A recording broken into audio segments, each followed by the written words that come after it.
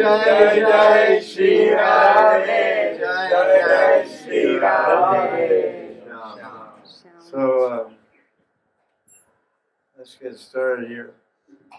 Somebody will have a question about musical instruments at different Sakhis. What are the musical instruments they play? And some devotee wrote me a letter from Navadvip, and they said they heard a lecture where I said so and so played Mridanga, and it's in Gauraganda's Jivika. This is a Bengali lady, heard my lecture. She said, I'm Bengali, and I read the Gauragovinda Kritika, and it's not there. I said, okay, you got me. Because actually the information I got, I assuming that's where it originates from, but the book I have is called Radha Krishna Nectar book by Dasara Sutta. Dasara Sutta produced a book about 20 years ago, Radha Krishna Nectar. It's got like a 7 Krishnas. So I haven't heard any reply from her since then. So we'll go through the Asasakis and we'll tell the musical instruments. And for 2 Sakhis, we'll tell a little more information because it's nice to hear. It's hard to digest, remember all 8. But the chief Sakhis that are important for us, if we're Nityananda Parivar, our Mukhya Sakhi is Lalita Sakhi. If we're Advaita Parivar, I'm Advaita Parivar, our Mukhya Sakhi is Vishakha Sakhi. So we'll read more about them. So first, the leader of all the Sakhis, Lalita Sakhi. She plays a type of veena called Brahma veena. There's different kinds of veenas. You can look on the internet, they can show you pictures. The one's called Kachari veena. Kachari veena looks like a sea turtle. Has a gourd, Venas have like big gourds on them, but this has real flat gourd. It's like flat like a turtle's back. It's not like a pumpkin, it's flat. It's called Kachari. But this is called Brahma veena. I don't know more. And for people that know music, the favorite raga of Lalita is Bhairava Kalingada. Bhairava Kalingada. Her chief manjari is Rupa Manjari. And she has special talents. Lalita Sakhi is the leader of all the Sakhis. And she's very generous like her father. And she instigates and gets the different pastimes in motion. She's an instigator of the pastimes. This little Baba's name is Advaita Krishna Baba. He's Advaita Krishna. He doesn't know whether he's a, Savashesh Brahma or Nirvashesh. He's Advaita Krishna. He's on the borderline, He's Advaitavad or Vaishnava. And Lalita always shows a contrary, opposing mood to Krishna.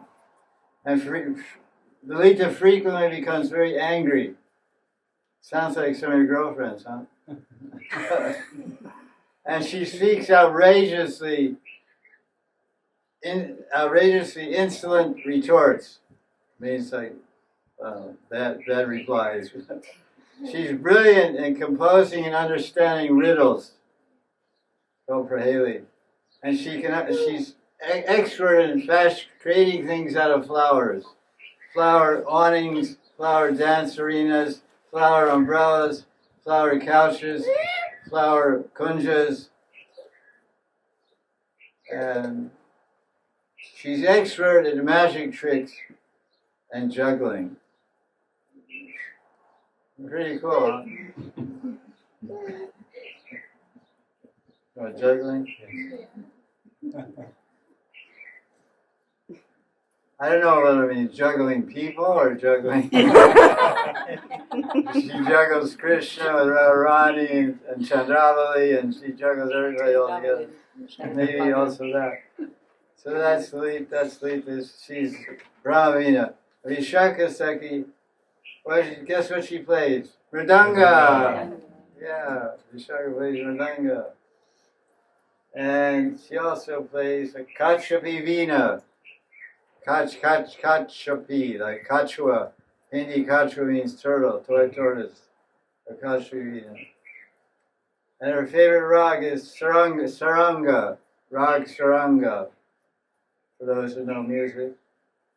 And a lot of this information is also coming from Radha Krishna Stibika also. And she's very talented, Sakhi, Vishaka Sakhi. She is her father is very scholarly, and so she knows, she's very learned in many branches of knowledge. Is Vishaka. She's a wise counselor and diplomat in amorous affairs. She's a wise counselor. She's balanced. She's Vishaka. She's balanced. The elitist, aggressive and contrary all the time. But Vishaka tries to create balance. No, he's right, she's right, they're both right. Work it out. Diplomat, balance. So Vishaka is expert at that. And she's, of course, expert at joking. And she makes different arrangements for the Radha Krishna meet to facilitate tasting different mellows. And she's expert in painting leaf designs on the bodily limbs, like vines on the forehead or on the arms or whatever. And she can also make special kinds of crowns and flower garlands. And also, she's good at embroidering clothes. You have clothes you embroider, peacocks on them or whatever. And she's the most intelligent and skillful of all messengers. Duty means messengers. And she also supervised all the Sakhis and Dasis who are in charge of making and taking care of clothing. And along with Vrinda Devi and Vrinda Devi's maidservants, she maintains the flowers, vines, and trees of Vrindavan. Maybe she's looking after my garden. She's taking care of all the vines and trees. So let's Chitra Sakhi. Chitra Sakhi plays a Rudra Veena. It's another kind of Veena. It's called Rudra Veena. And she also plays Jal Tarang. You know what Jal Tarang is? What is Jal? Water. It's water pots. They're usually made of porcelain. Like they take clay and fire it up in an oven. They have different sizes, different dimensions. Hit them with a stick. I looked on the internet. I saw a picture. It's an Indian lady playing Jal Tarang in concert. She has a concert. She goes out and sits on the stage and her water pots around her. bowls of water, and she hits them with a stick down there and makes beautiful ragas and music. It's pretty cool, It's called Jal Tarang. So Chitra's Chitra. So what's her favorite? Her favorite rag is rag Sankata. I don't know music. I don't know. She's expert astrologer, like her father. So we say astrology has nothing to do with devotees. Devotees just Hare Krishna, don't worry about astrology because they always make mistakes. But Chitra is a big astrologer. He's calculating right around his horoscope and telling her when's a favorable time to meet Krishna, when's auspicious day at that time. Right now, today, every day, every time. You should meet Krishna every day, every time, all the time. Okay, thank you for your prediction. What do you want? 5 rascals. Okay, and she knows how to speak in different foreign languages, like Russian and Lithuanian, Russian, Spanish, German. I don't know whatever it means. Foreign languages. Rajasthani, Punjabi, they're foreign countries to Braj. Bihari, Bhojpuri. We speak Brajvas.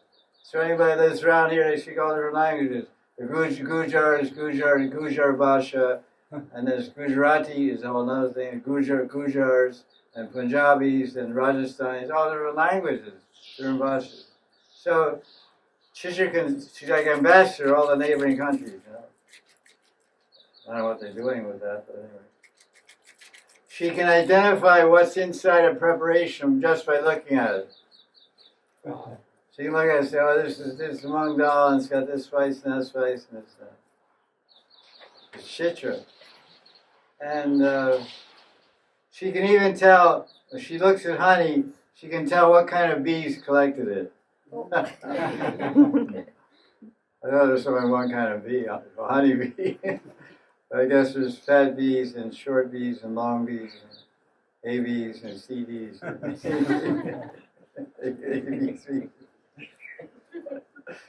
And she can tell what from milk what kind of animal the milk has come from. That's pretty easy. Goat's milk tastes one way, buffalo milk tastes one way, camel milk tastes another, cow's milk tastes another. They have distinct tastes. Anybody who's ever tasted can tell it also. And she's expert in crafting utensils from glass. And she knows she's expert in all the scriptures on botany, animal husbandry, and charming snakes with mantras. So she starts with, the biggest snake she charms is named Kali Krishna. She has special mantras she has. Listen to me, you're under my control, yes. Walk to Varsana, yes. That's a good skill. Snake charming mantras. And her nickname is Siddhasta. Siddhasta means perfect hand, because she can cook expertly all kinds of nectar drinks and foods. And she's the leader of all the dasis who collect the bhuti, which means dawa and medicine herbs from the forest. She's an herbologist. She can go foraging in the woods and get all the good stuff. Golden seal and all that. Burdock and lady's finger, lady's lace, and all of the special spice, chamomile. So Indulekha, we'll just get back to the instruments. Indulekha plays manjira. You know what is manjira? What is manjira? Hand cymbals. They go on the fingers. They don't go like this. Just go with your fingers. Like this. One's out around one finger. One's like cymbals. Yeah.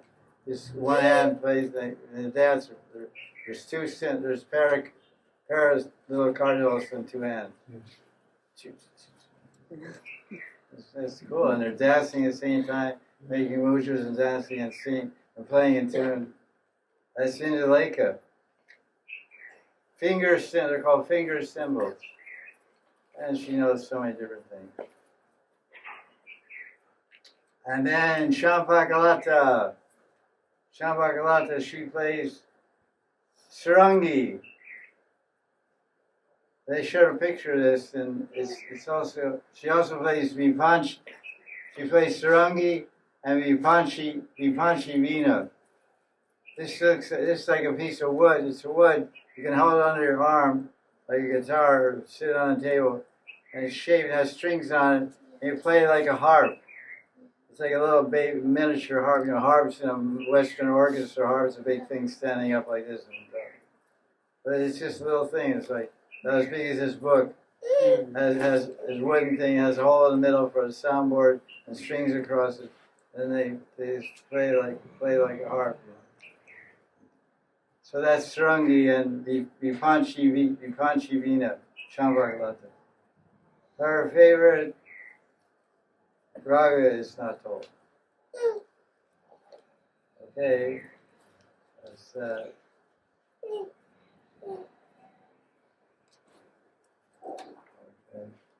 Tunga Vidya. Tunga Vidya plays Veena and all kinds of instruments. Because she's Tunga. Tunga means deep, strong knowledge. So she plays all kinds of instruments. And there's no raga. Rangadevi, Sudevi, sister Rangadevi. She plays Swara Mandala. A Swara Mandala is like a harp, has 31 strings. 31 strings. That's the one I was saying about, like wood. And It's called the Swara Mandala. Ainu used to play Swara Mandala in his Vrindavan, dust to Vrindavan, there's different tapes he recorded in his room. He has a series of tapes, Ainu does. Kirtan in the background. He played a bell tree. I saw him playing Swara Mandala. He likes Swara Mandala. I guess that string like ethereal, like heavenly music, like Avsaras, like. So you hear a lot of his tracks. They end like that. He's a master musician. And so Sudevi, she plays Rudra-Veena. Rudra-Veena is a very old Veena, very ancient Indian instrument. It's very big. It has two gourds on it. The gourds like a big pumpkins. Maybe some kind of pumpkin. One on one side. You sit in front of you play it. It's huge. It's like as high as this table. Little, not so high, but almost high. And Rudra-Veena. It's one of the oldest type of Veena is called Rudra-Veena. And that's, of course, Rudra plays. Rudra is Shiva Shankar is a fantastic musician. A dancer also. They go together, music and dance. Tandava Nritya. So that's an amazing world there, Gopis. Sudevi, she's expert at making fires. And she knows bird calls. She may imitate different birds' calls. Call the birds. And she can train male, female parrots. She can train them to talk and do tricks. Sudevi sounds like a lot of fun. And she's a very fast runner. She can run very fast. So Sudevi means swift Devi. Super swift, super fast.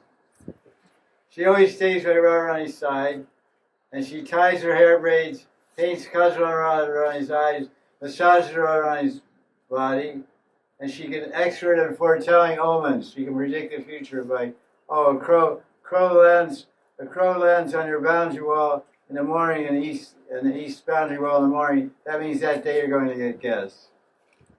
Like people in the village, they know these things. So my children, I always tell them, they saw crows, like right at sunrise, 2 or 3 crows go on the tree. They go, ah. And he said, I said, what are they saying? He said, someone's coming to visit you from Delhi. I said, okay, what time? He said, I come somewhere between 2 and 3. That's right, they come. Sometimes 3:30. But these stories can go, and many things like that. It's got omens. So Sudevi is expert at all that.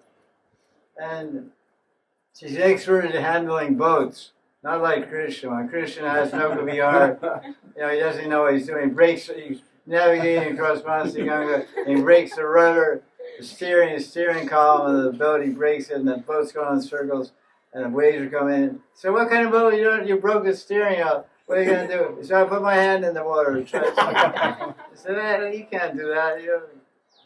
He said, this boat's too heavy. There's so much weighing down all these water, all these pots of ghee and butter. So what do? Give it to me and let me eat them. But the butter's in the pots and weighing down the boat. So he said to get rid of the butter in the pots, you eat it. But you eat it, it goes in the pot of your belly. And you have a pot belly, And you have 5 kilos of ghee in a pot, 5 kilos of butter, and you put in your belly still 5 kilos. So you have to throw you overboard because you're thinking about. So it's a nice pastime, no VR. So she's extra. She doesn't drive crazy like Krishna. She's a good boats lady or whatever. Boatsman or whatever. Boater. She trains roosters to do tricks. She rooster do tricks.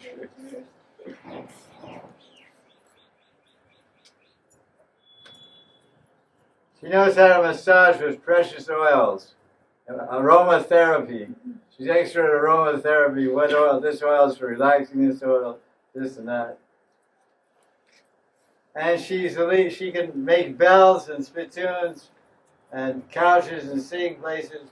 And she has a whole network of spies, the Sakhi spies. Very clever. and they move among their rival Sakhis in disguises. Like, whatever Sakhis might disguise themselves as Chatya or Purnamasti or something. Moving among Chandrali Sakhis, collecting all the information. And she also commands the Vandevis, forest goddess. Okay. Sakhi, they're very talented girls, that's for sure. So you're not very artistic or very talented. What about Indulekha? We missed one. I read a couple. I read 2. I read 3. Now it's going to be 4. Pretty soon it'll be 8. Hello. Attention. Indulekha.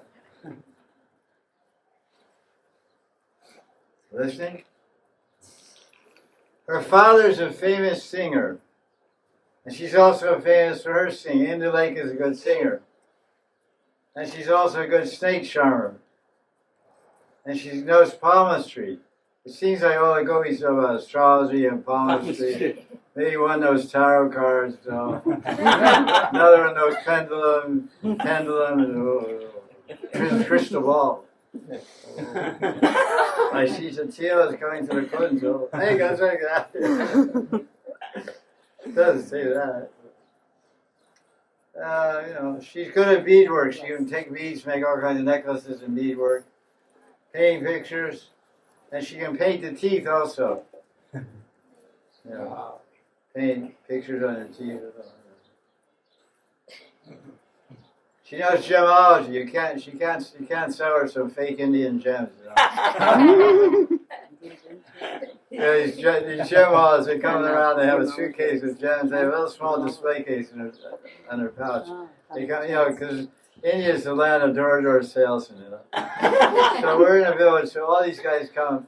Like guys, they have a mantra. Each salesman has a certain mantra. They go, la. I go, what's that? Oh, this guy, he's taking old iron, and so when he takes your old iron and steals, he's giving peanuts for old iron. You give him 5 kilos of old iron, he gives you 1 kilo of peanuts or something. There's a ratio, Sometimes he trades your iron for bananas. It's a summer he trades iron for bananas. It's a winter he trades peanuts. So guys come around and they chant all these funny mantras. I don't know what the hell they're saying. I said, what's that? That guy, he cleans pots and pans, dirty pots and pans. And this guy sharpens his knives. And on the back of his bicycle, he hooks up his chain of his bicycle. He puts his wheel off the ground, hooks up the chain, makes a knife sharpener on his bicycle wheel. He pedals the bicycle, and it goes, and he sharpens. It's too much to see. That's really. So one guy was selling gems. So he came here, right? He said, "Why don't you? Yeah, let me see your stuff. Oh, fake stuff. Yeah, this is sapphire. This is emerald. This is all junk." I told, "Get out of here. Pack your bag." They got oil. They got a lot of oil wells too. They sell oil too. And they start with 200 rupees a bottle. They end up paying 50 rupees a bottle. It's so much fun to do. Okay, what's happening? She's good at gemology and weave. She can weave cloth on a weaving loom, like a loom. And she can write mantras on small pieces of paper. Like if you want to get in a Srinakalacha, you go into Indulekha. She writes in a Srinakalacha, put it in a little tabish and put it on her neck. Okay. But Prahlad Maharaj wasn't chanting the Sringa prayers. So Krishna takes your appropriate avatar. Like I was saying the other day, I was making a joke with someone. I said, if you're drowning in the ocean, if you're like a modern type of ISKCON or whatever doing, you're drowning. Oh, I'm drowning. I'm in the ocean. He started, and then Lakshmi's saying, hey, they're calling your name. Yeah, I'm not going in the water. I'm a cat. I'm not going in the water. He's going, help me. I'm a cat. Cats are afraid of water. So if he's smart, he'll call Matsya, you know.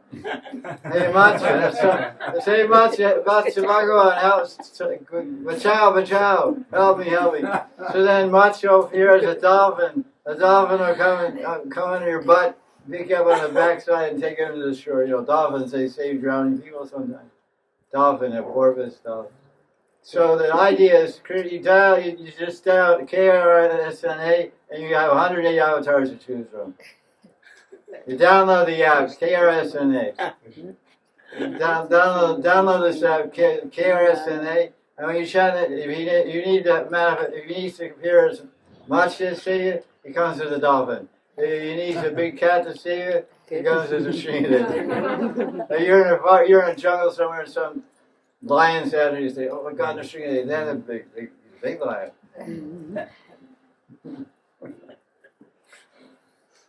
Or you have to get somewhere fast, you know, you're really in trouble, and some guy's chasing you, you chant Mahanidhi, and you one step, you're out of the universe.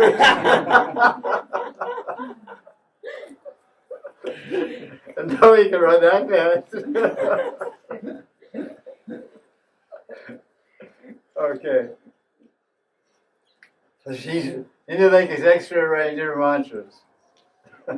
So we just take shelter of Krishna. Ekashraya. Ekanti bhakti, ekantika bhakti, eknishta, ekishta. Eknishta, ekishta. We have nishta and one ishta. Our ishta is Krishna. We're in the Krishna conscious movement. We want to love and serve Krishna and Radharani together. So we have ever trouble, we say Krishna, Krishna, Hey Bhagavan, Krishna, Krishna. Lord Chaitanya, he was in trouble. Lord Chaitanya was touring South India. He was in trouble. He was Krishna searching. He was Radha's Bhav searching for Krishna. So when he was in trouble, feeling so much separation, what did he cry out? Did he cry out in the Sringade? He cried Krishna, Krishna, Krishna, Krishna, Krishna. Hey, that's it. That's all we have to chant. We chant this name. Everything is there. The entire Sandarbha dedicated to this one word, Krishna. Krishna Sandarbha. Hundreds, thousands of verses and supporting verses of Bhagavatam describing the power, unique power and significance and value of Krishna. So we don't need any other name, just Krishna name. Jai Shri Krishna. Shri Krishna Sharanam. That's good. So, and let's check it out. Indulekha writes mantras that are used by Radha and Krishna as talismans. They put those mantras in a little canister, or they put in something. They tie it. Radha and Krishna tie it around their arms, so that when they wear these things, it increases their mutual attraction. It's like a magnet. It's like Krishna wears this mantra magnet. It increases his attraction to Radharani. That's a good thing. And Indulekha is in charge of all those mantras. They carry messages, learn secrets, make ornaments, fashion clothing, and keep the treasury. They pay attention to the treasury also. World Bank and Rockefeller and Israel and Tread money, So you're with Indulekha. You're in Indulekha's for your treasury. Okay, that's it for whatever that was. Okay, what's the question? Why is it so hot? It's to give you some idea of just 1/1000th of the pain of fire separation Radharani feels. And around this time, she leaves Krishna in Sri Kunda about this time. So that's why it's hottest time of the day is at 3:36. And that's when Radha and Krishna is separated from Sri Kunda. That's when the intensity of heat of separation reaches the pinnacle. It's called Vira Agni. Agni means fire, Vira means separation. So there is a connection.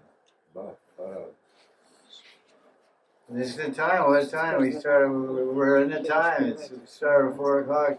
Pastimes at 3:36. They go down the trail. They lead together from Sri Kunda. They go down. They get to a village near Barsan called Doman. In Doma, one goes to Krishna goes Nandagram, he goes to Varsana. That's the hottest place in Braj, hottest temperature. So they get there around 4 o'clock or so, around this time. That's the most painful time for Radharani, because that's the longest time she separated. Because when Krishna is going out for cowherding, Mother Yashoda stops him and says, "Why do you have to go out to take the cows? Nala Maharaj has thousands of servants and hundreds of cowboys. Why do you have to go? Your feet are so soft. And you go for 9 hours." So Krishna, when he goes for Gochar and Leela, it's in Krishna Madan he goes for 9 hours. That means he's 9 hours with Radharani. 9 hours with Radharani. From Purvan, end of Purvan Leela to Madan Leela, to the beginning of Aparan Leela. For 9 hours he's with Radharani. So Krishna's already determined to leave the house to take out the quote-unquote cows. So he spent 9 hours with Radharani. So after spending 9 hours with Radharani, then they have to depart. How much pain she feels.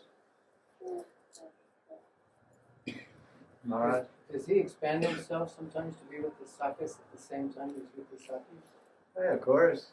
Question is, he's asking, is Krishna, because there's books written by, at least one book I read, by Nayananda Das or something like that.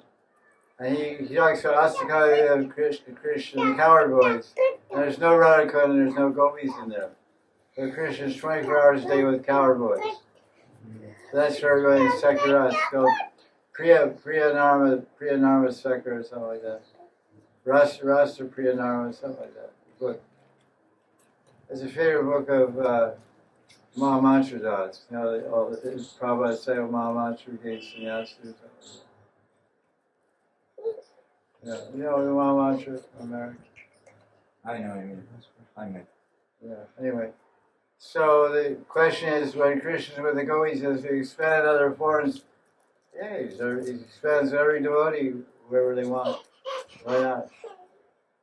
Chandogya Upanishad says that sadhana siddhas can expand themselves into 1,020 forms. It's quoted in Brahma Sutra commentaries by Baladev Vijayabhushan, which we call Govinda Vasya. The verse from Chandogya Upanishad is quoted in there, in part 4 of Brahma Sutra. There's 4 parts. 1,020. So we have 1,020 Sajjan Maharajas. We have one in Peru, one in Colombia, one in Radha. You want to stay Radha Kunda all the time, not go to Peru and all the places. Okay, you stay here one more, and go on 1,019 forms out there. What was the question? What was some question that ended up you added on to it? Anyway, it's too hard to remember what you asked 5 minutes ago. Okay, let's try again. You have a question? Yeah. Okay. Maharaj, in your Manjari book, I was reading Which book? that Manjari one. Manjari book. Manjari Bhav. Manjari. The short book. The short Short booklet. books of The little green one. Yeah. That's my Gurudev's book. Yes. Yeah. Seekers of Manjari Bhav. Yes. Yes. It was written that after meditating for the Manjari Bhav, as you want to achieve that Bhav in Golo Vrindavan, so you have to take birth in the home of Vrindavan, in the home of a gopi. Then after that, you will go back to Godhead. And also we have heard that immediately after attaining Krishna Prem in this lifetime, or maybe dying in Vrindavan Dham, we can go back to Godhead. So how can we understand this? Nice point. It's shows you're a very discerning reader, and good question analysis. The question is that in Raghavardhan and Chandrika, and it's a general accepted viewpoint of most modern acharyas of Gaudiya Sampradaya, that when a sadhaka, male or female, is practicing bhajan, Radha Krishna bhajan sadhana, bhakti bhajan, and attains the level of prema bhakti, and they leave this body, they're prema bhakti, so they have no more karma, there's no karma for rebirth, they attain prema, but they attain prema, but they haven't attained the higher levels of prema. There's 9 levels of prema. There's 9 levels before prema, Satsang, Narjanavati, and all that stuff. Then there's 7 levels of prema. Sneha, Man, Pranaya, Rag, Arag, Mava. 7 levels. So those 7 levels of intensities and nuances and intimate feelings, transcendental feelings, cannot be perceived or understood or felt in the material body, even of a prema bhakti. So you need a totally transcendental Satchidananda body to experience that. So it is a contention of Vishwanath Chakravarti Thakur. He said that after the Prema Bhakta dies, or leaves his body, he takes birth in a Prakat Lila in another universe, another earth planet where the manifest pastimes are going on. It's called Prakat Lila. So that's Vishwanath's subjective viewpoint, and most everyone's accepting that and adopting that, preaching that. But it's a fact that before Vishwanath brought that point out, all the Goswami books, Rupa Goswami, Raghunath, etc., they say you attain prema and you leave this body and you go to the spiritual world. So that's why it's a dilemma, because both things are a possibility. Because the Shastras are supporting, the Puranas and different Shastras are supporting the concept you attain prema, you go to the spiritual world. That's it. There's no reason to take birth in the material world because you have no karma. But even the Prakat Lila is in the material world. It's spiritual pastime manifest in the material world. Krishna was here, right here in this place 5,000 years ago. This is UP, this is India. But when he was here, this is the Transcendental Dham. But us to go out there and Koshi is not Transcendental Dham, it's Haryana or whatever. King Jarsan came from Bihar. And attacked Mathura. So when he's in Bihar, he's in the material world. When he enters Mathura, he enters the spiritual world. This is like that. We're in England. We got an airplane. We're in England. We're in the material world. We get off the plane and get in a taxi. We cross in what is it? Powwow or something like that. Speaking of Brajmana, we're in the spiritual world. This is it.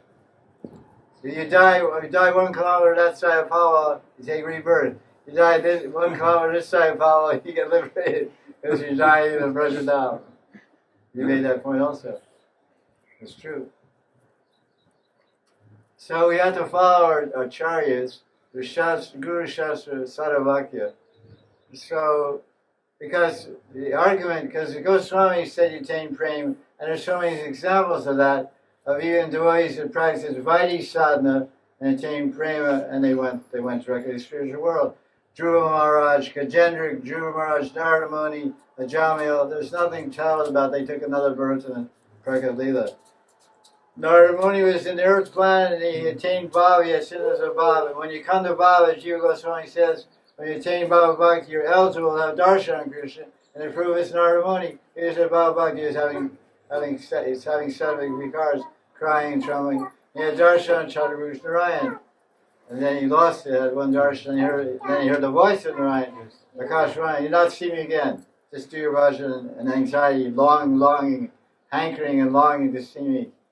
So he hankered and longed to see him, and then increased his attachment, and any gunamaya deha was remaining in his subtle body, was destroyed, and he attained prema. Then when he died, Vishnu came from Vaikuntha, brought him in the spiritual world, gave him spiritual life, took him straight to Vaikuntha, Narada Muni.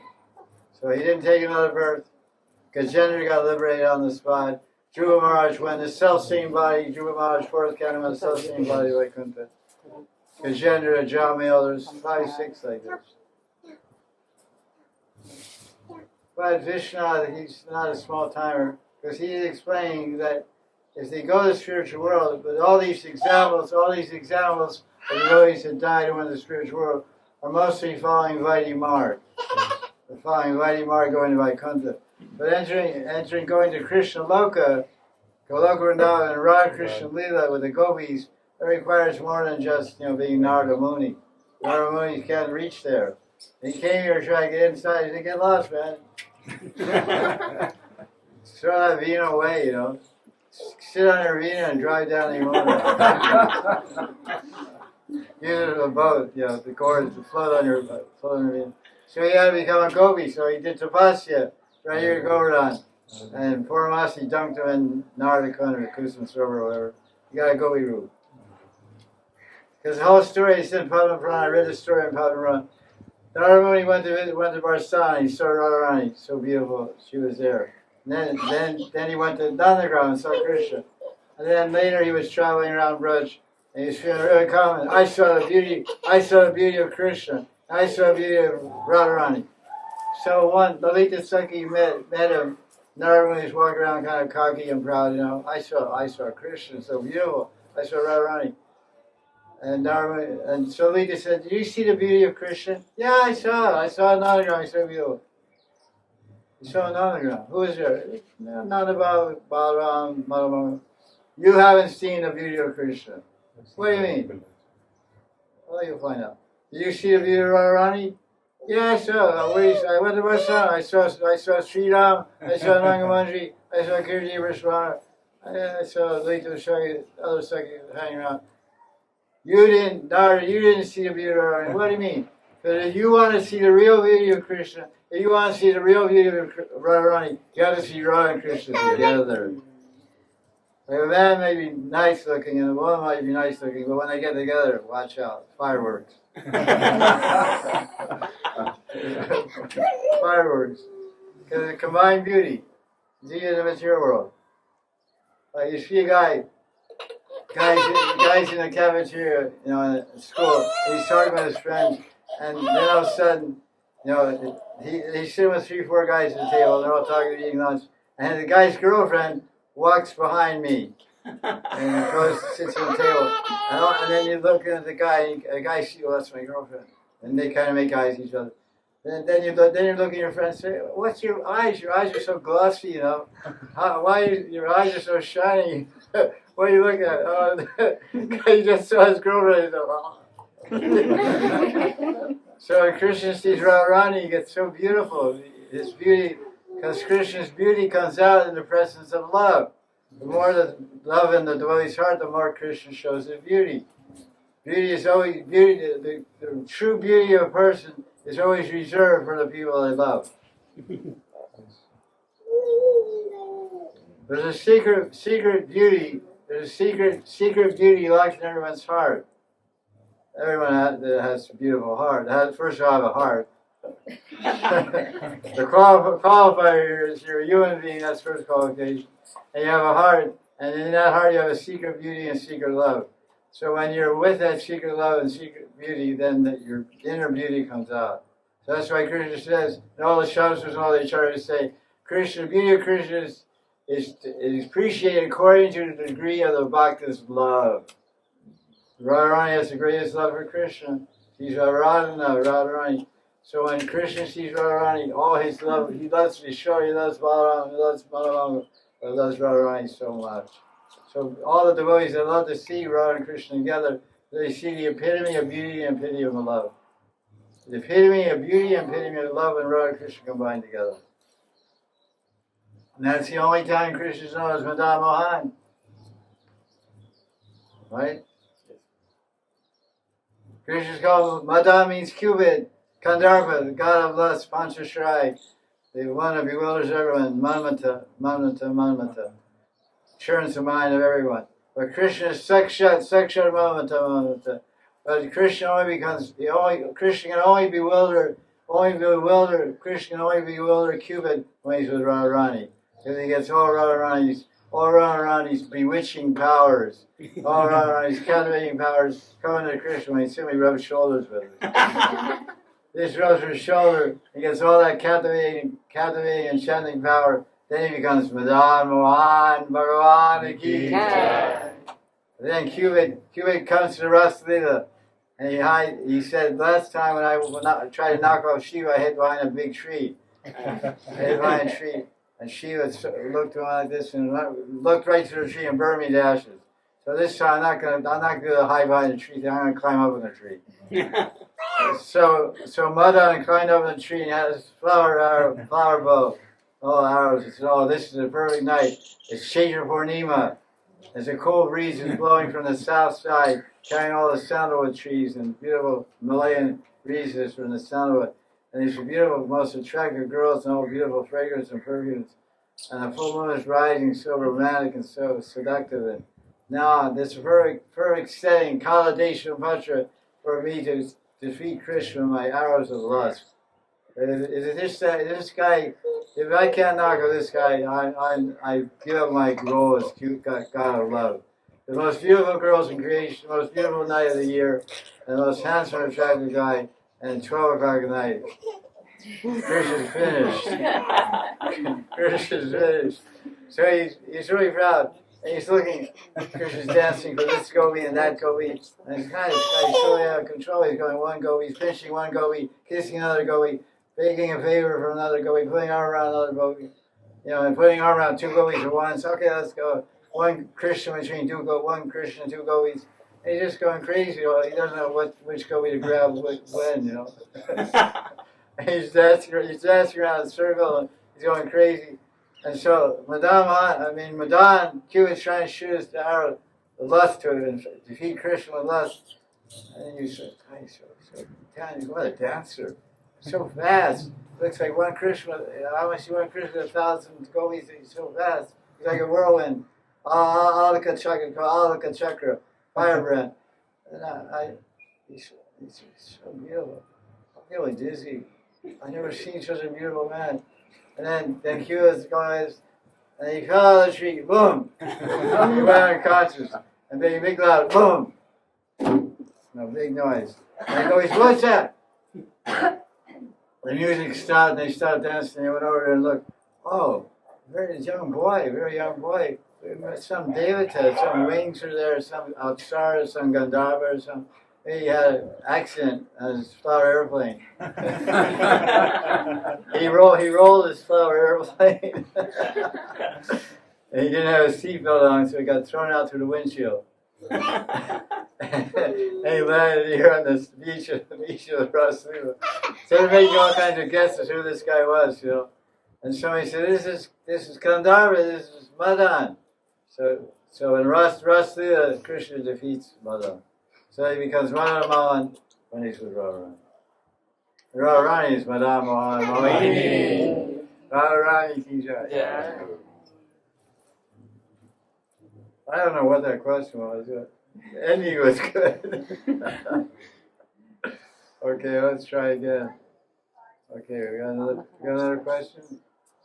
Yeah, it's Sajja Maharaj. Sometimes we hear that. Oh, wait.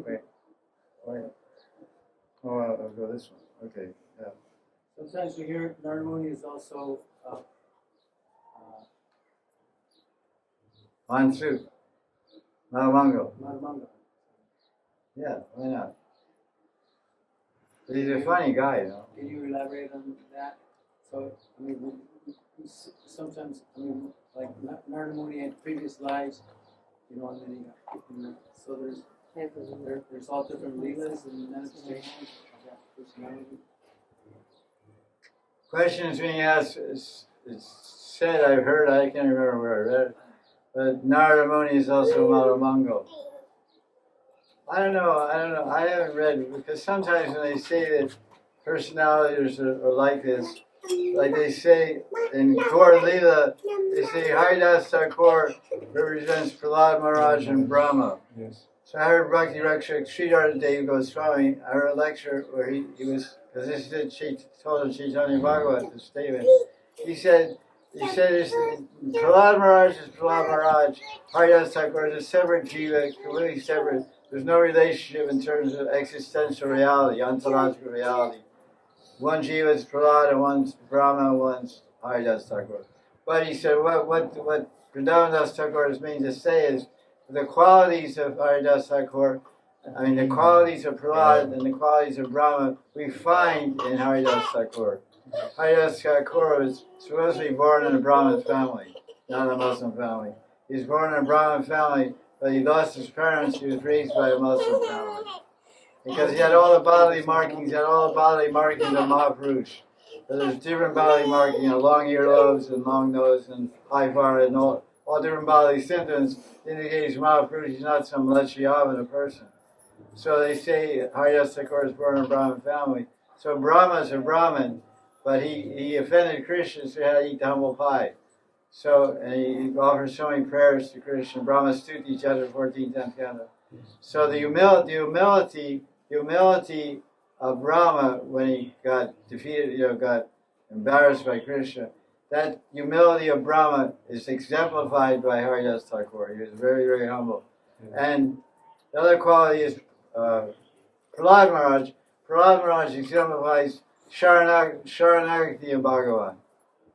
Krishna, I don't care what happens to me, I'm not going to stop chanting, I'm not going to stop. Prahlad did Swaranam.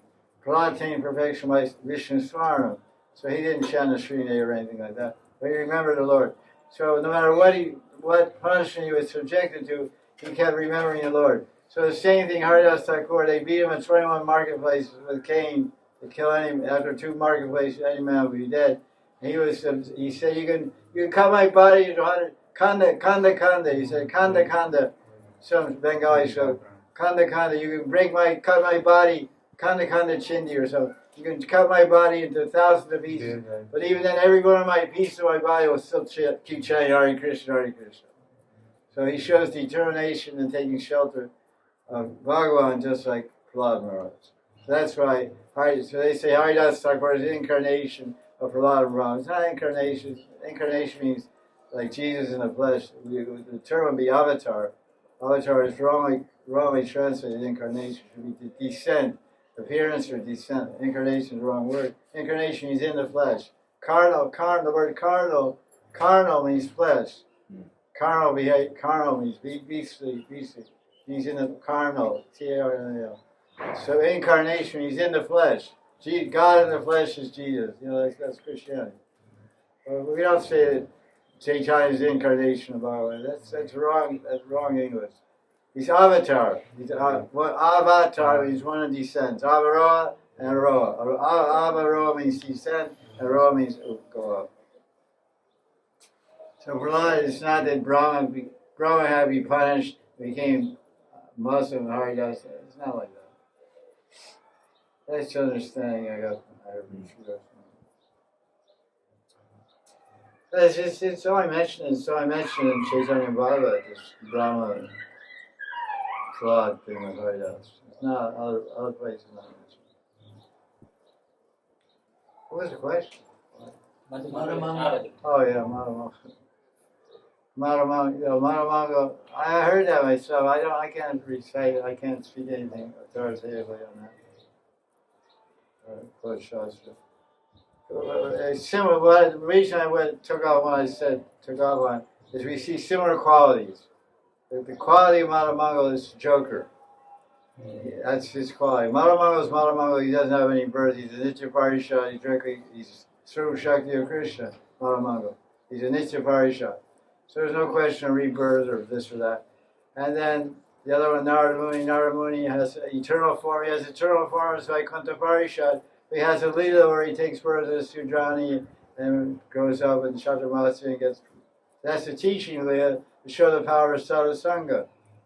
So that's like one of his 1,024 in Narada Muni. One form is Nitya Parishad. He's a Vaikuntha Vasi. He's always there. He's been there forever, Narada Muni.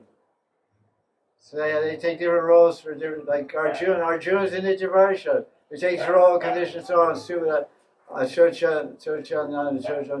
You're speaking lower words, but you're a fool. Krishna is. He's a Tavajnani. Arjuna knows everything. But he's acting like a fool, attached to his family, just to take a role of teaching.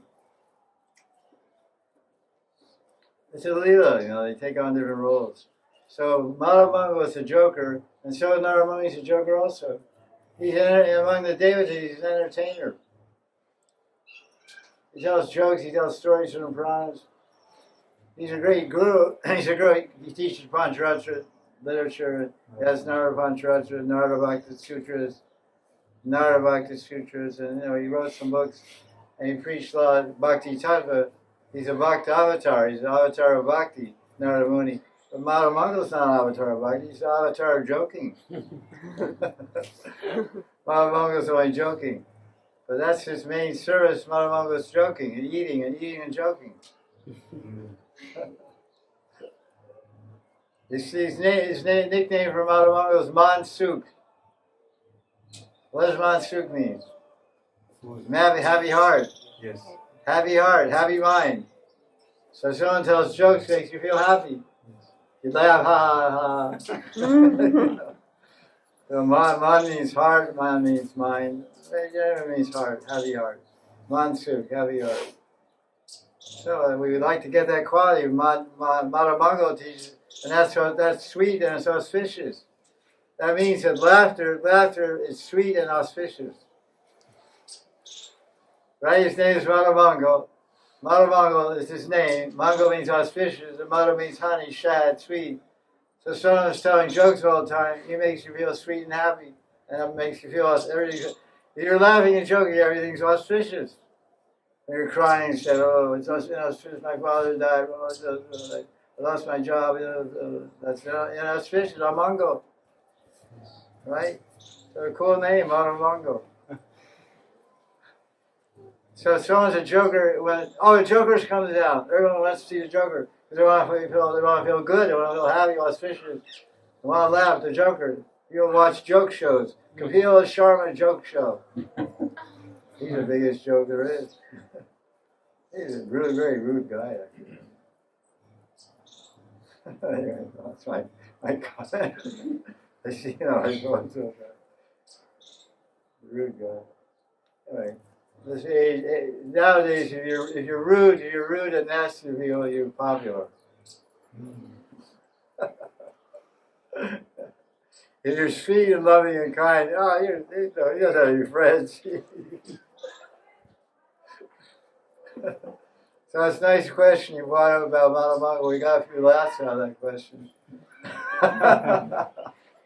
You like the past time in Narada Muni when he was defeated like Krishna for being puffed up because he defeated Maya. Yeah, that's a terrible one. You want me to tell that one? If you like.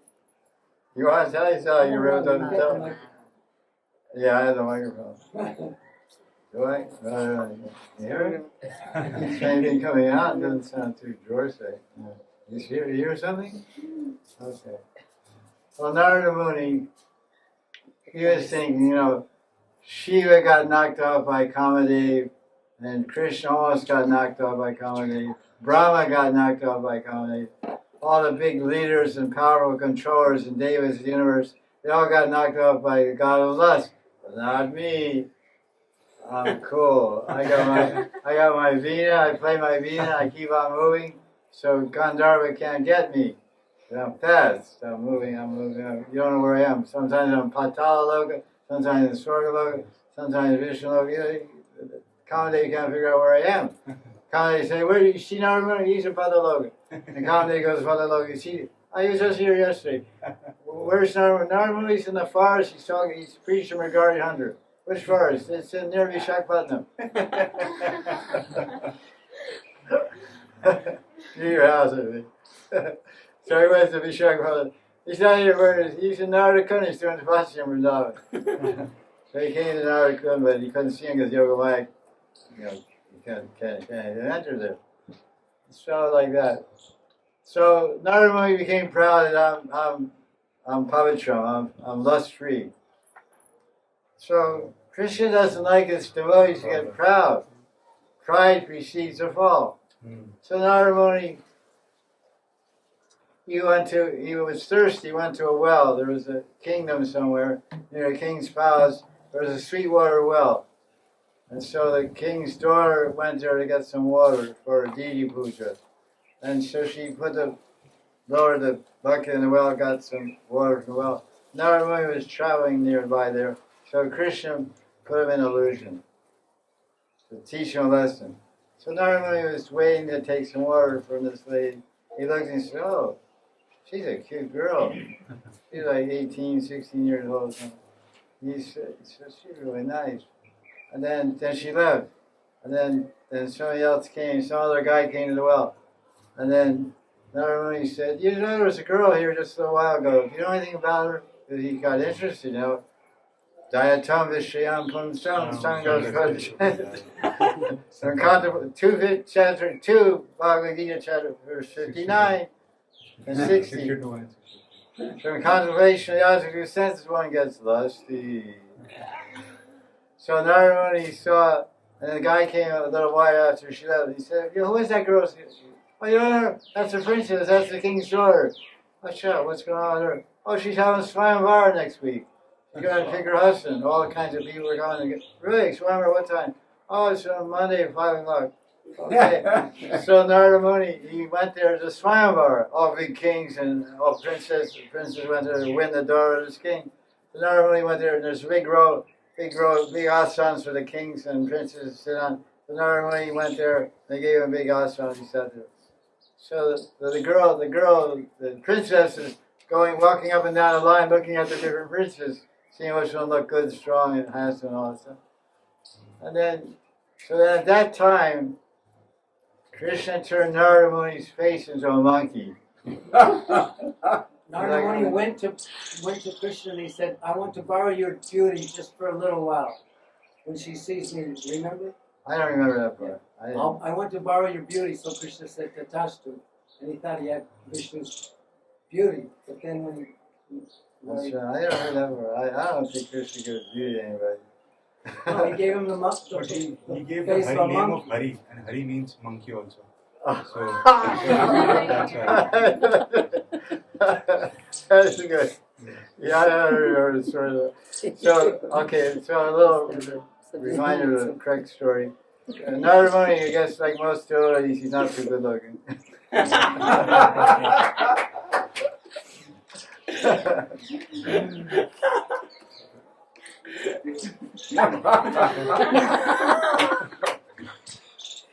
So Narada Muni said, "This is a pretty princess, you know, she's a Rajasthani princess, and really beautiful. I have to look good. I go to Krishna, he's the most handsome person in the universe. Krishna, can you let me my beauty?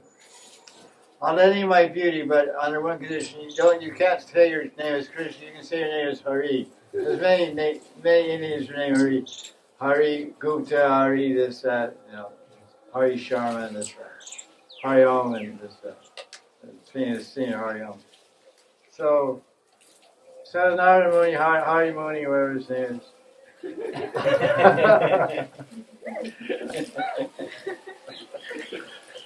Hari Muni sits there with the assembly of princes, but because the word Hari means lion, and Hari means Bhagavan, and Hari means monkey, Bandur. So while he was sitting there, all the princes, then Krishna turned his Narada Muni's face into a monkey's face. So then he was walking and she looking at this. What? What's this, a monkey? And then she said, her father said, a monkey came in here. And guards, they called the guards. And then the guards said, the king said, what's your name?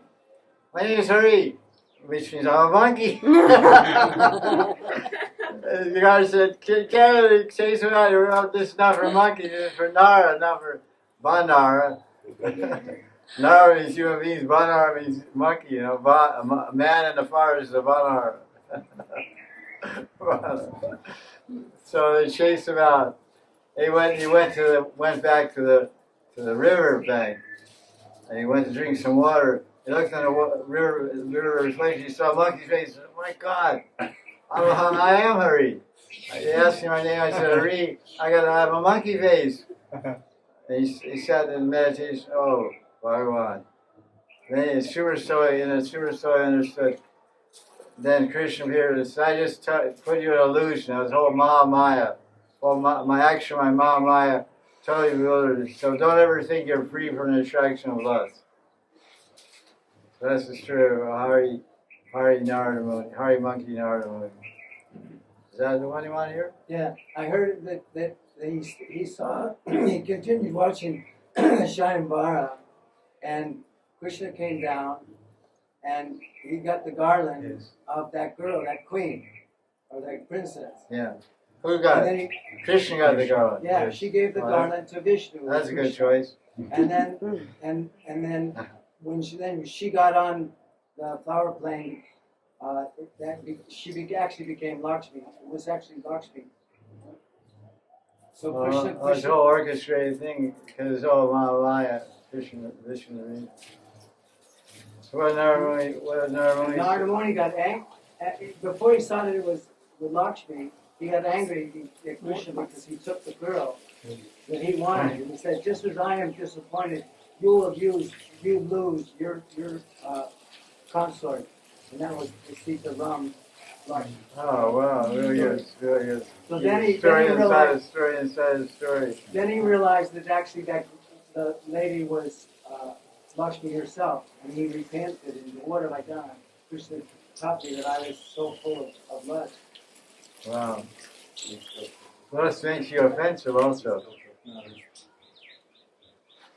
Okay, enough of that stuff. Okay, any other question here?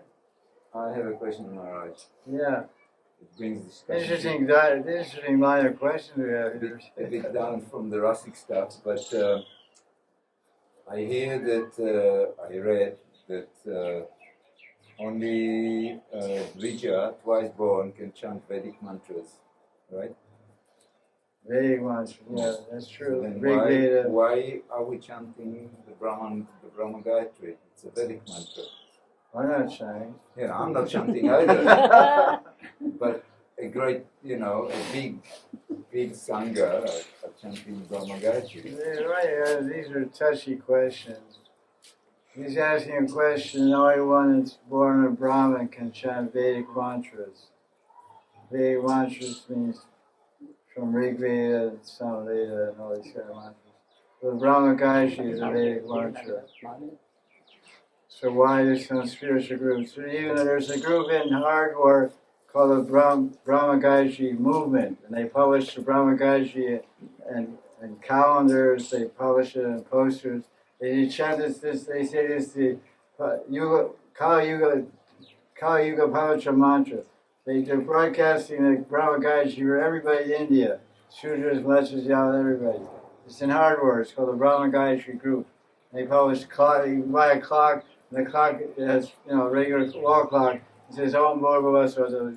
They sing song, and they hire Hindi artists to record a song. Om Bhurvasva, Tattvavitur Varenyam, Bhagavate Vasidevi. It goes on and on forever, like Hari Krishna box, you get one, Om Bhur, some cute, nice lady. Some shops still do that as well.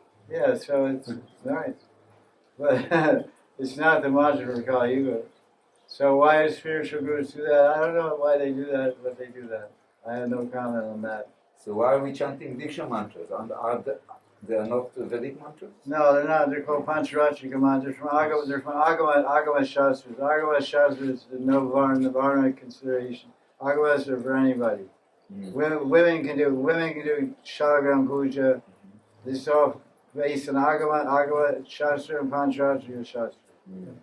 So women, anybody, ordinarily Vedic, you don't see women doing puja and Babaji or Rengeshwar. It's not allowed. These are Vedic mantras, not like born Brahmins who Pavita Samskar. A woman can have a Pavita Samskar, but her body's contaminated.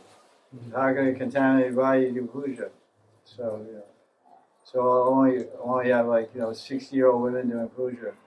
No, puja is for young men, so. Those are all Vedic rules of purity and mantra and addiction, all those things. The Brahma Gayatri, some spiritual groups, as I said, they're propagating for everybody. So it's against Shastra, but I can't really comment much on that.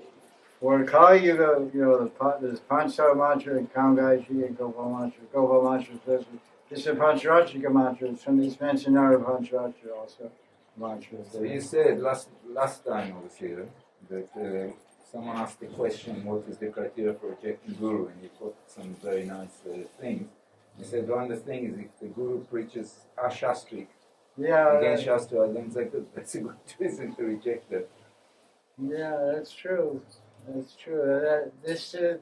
Rejecting Guru is a very individual decision, and must require a lot of thought and introspection, understanding. Because basically, the basic cause of it is personal dissatisfaction. Mhm. As it says in Sandara, it says a paritoshani. Paritosha means I'm not satisfied. So that's the person gets that, an individual spiritualist, they come to the point in their career, I say, I'm not getting anywhere, I'm not making progress, I'm not satisfied, I'm not happy. No Ras. Huh? No Ras. Oh, Ras, I don't know, Ras is a byproduct of Bhava Bhakti, you taste Ras, but, maybe no higher taste, or whatever you want to say. No satisfaction, that's basically what we're talking about.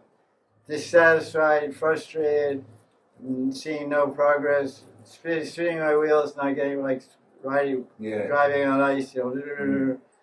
So that decision is individual, and that the shastras are there to get some basic guidelines, but ultimately it's a personal matter. It says you have to decide.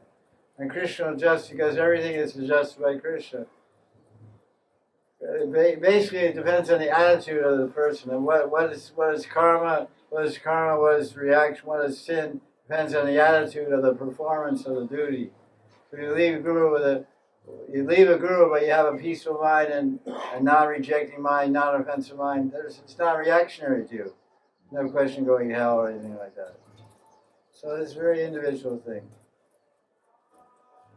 I advise against it myself. I don't encourage people to do it. Sometimes people reach to the end and they have to move on, so they move on. If you're going to Krishna and you're in a car that gets 4 flat tires, you say, "Look, I'm sorry, I'm getting another car." No, you got to stay in this car. Well, you've got 4 flat tires. So you get another car and keep rolling. You haven't lost sight of the destination. You haven't lost interest in making progress. So you're rightly situated. But you can do durachar, most horrible behavior. Read Vishwacharya's commentary on Gita, it's quite extraordinary comment on that verse. You say you kill a Brahmin. Durachar can be you kill a Brahmin. That extent, durachar means bad behavior. Achar means behavior. Dur means bad.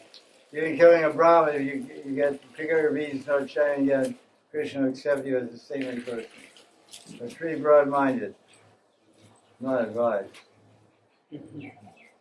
But Kali Yuga, it's hard to define anything. What is a Brahmin? What's not a Brahmin? Kalosh Shudra Sambhava. So many verses are there. Everybody in Kali Yuga has a Bhava Sudra. If anybody's doing anything spiritual, it's good. That's my outlook. You're following Sri Sri, you're following this one out. No, it's good. Great.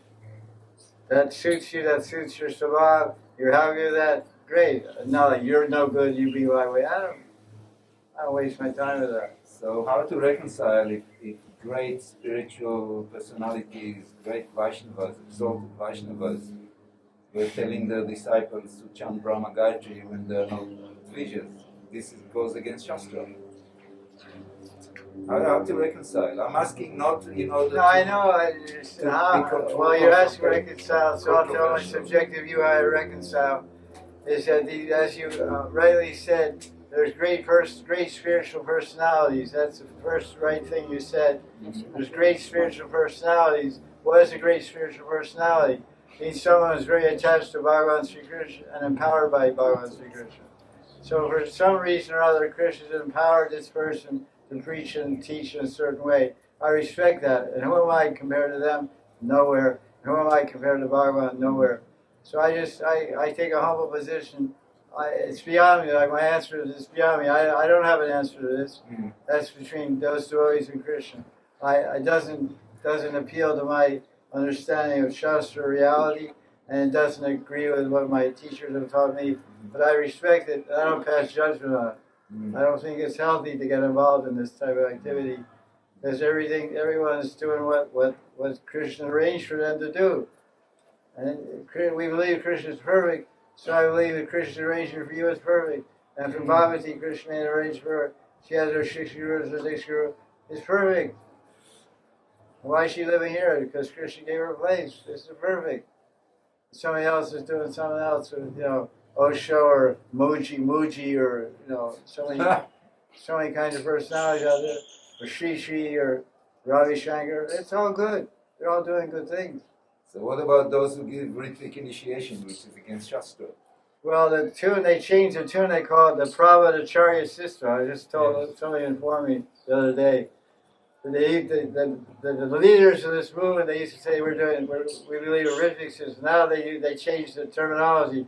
They say we follow the Pravadacharya system, which means Prabhupada is the only Acharya. They changed the language. It's euphemism. You change the language to hide the truth. Like in the Vietnam War, American pilots, they were going and blowing up, killing people and destroying villages. So the commander-in-chief, he gave him a map and he said, now go relocate these villages. Relocate these 50 villages. Relocate the villages, and you drive over the F-15 bomber and you kill everybody in the village and napalm all the trees and destroy all the trees and decimate the whole countryside and kill everybody. That's called relocating the villages. Now I was in medical school, when they're murdering babies, they say, Dr. Smith, in room 404 we have a pregnancy termination case. Pregnancy termination case means go murder a kid. It's hospital jargon. It's called jargon to hide the truth. But it doesn't sound so bad. It's like, oh, I just terminated it. I did a pregnancy termination case. He's an abortion. He killed the kid. So every profession has its own language to hide the truth. Bhagavad Guru Parampara is one of those, I think. You really got an axe to grind with these. Live and let live, man. It's like, Bhagavad Guru Parampara. look, the thing is, we have a phrase in America, don't bite the hand that feeds you. And your mother's feeding you and you bite her fingers. That's not nice. Because you were a member of the same thing you're talking bad about. It doesn't look good. I don't think so. No, nothing personal. I like you. Fine individual. Well, what's the point? What's the value of this talk? There are all different kinds of spiritual movements and all different kinds of spiritual people. I have to respect them all. If you make your own universe called Dauji Jagat. So if someone made the decision to take rhythmic initiation because he's just ignorant, doesn't know anything, that's just good luck. So we just leave them alone. We don't tell them the truth, right? If they ask, tell them. They don't love, ignorance is bliss or it's folly to be wise. So you don't give advice unless asked for. Exactly, that's exactly it. That's the thing. That's hard for you. You're a born corrector. You're an agent of I'm Yahweh. an editor. I just see the faults, That's great. That's the best thing you said all day. I'm an editor, just see the faults. Where's your cause? Where's your readers? Open quotation, no close quotation mark. Reference, not cited reference. Where's the reference? Bhagavatam. What verse of Bhagavatam? Dauji, you can't live with Dauji, you can't live without Dauji. He's one of a kind guy. Okay, this last tape, the title of this last tape is called the Dauji Talk. You have a question? Not me, Alina again. Alina, okay. from Japan. Achyuta Gopi. Achyuta Gopi, yes. We all have. Guruji. It's describing that holy name, Shinam Prabhu, it's a personality and it has form and qualities. It's not it to start with. You said this question, they're always asking a question. The holy name, it has form, it has qualities. It doesn't have form, it doesn't have qualities. He has qualities. Holy name is Prabhu, Nam-Prabhu. Nam-Prabhu means a person. It's yes, Krishna. It's a person, yes. Krishna's name is Krishna. Yes. And could you... Nama Shintani Krishna's Chaitanya Rasa Vigraha Purna Shuddha Nityamukta Bhintana. Yeah.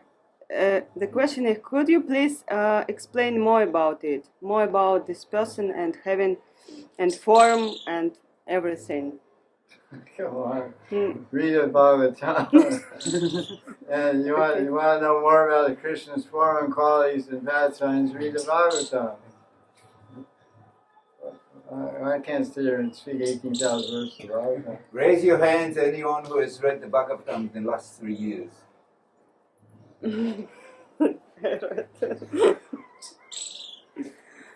Well, let me ask you, have you read? Let me turn the table. You're asking all the questions. What do we ask you? What you guys So, anyway. We read all about Siddha Panali and Manjari Bhav, but we haven't even read about it. Anyway, that's what other question was. thank you. Good question. Thank you for answering. Yeah. Radhe Gurudev.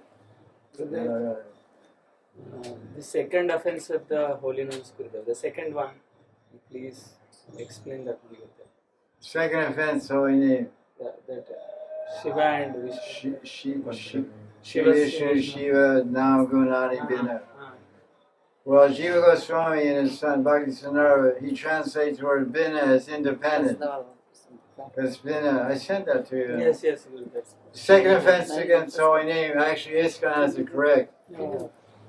ISKCON says, if one thinks that the names of the devatas, like Brahma or Shiva, are equal to or independent of the name of Shiva, that's an offense. That's correct.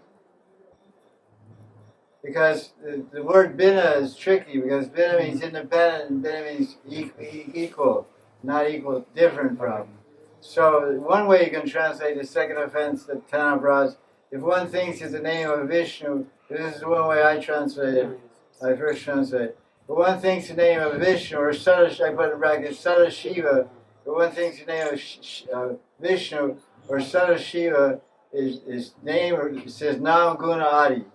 It says Nam Guni Bina Mana Prakriti, whatever. If one thinks that it's different, Bina means different. Bina Astra Prakrita. In 7th chapter, verse 5, verse 4 about the Astra Prakriti Bhagavad Gita.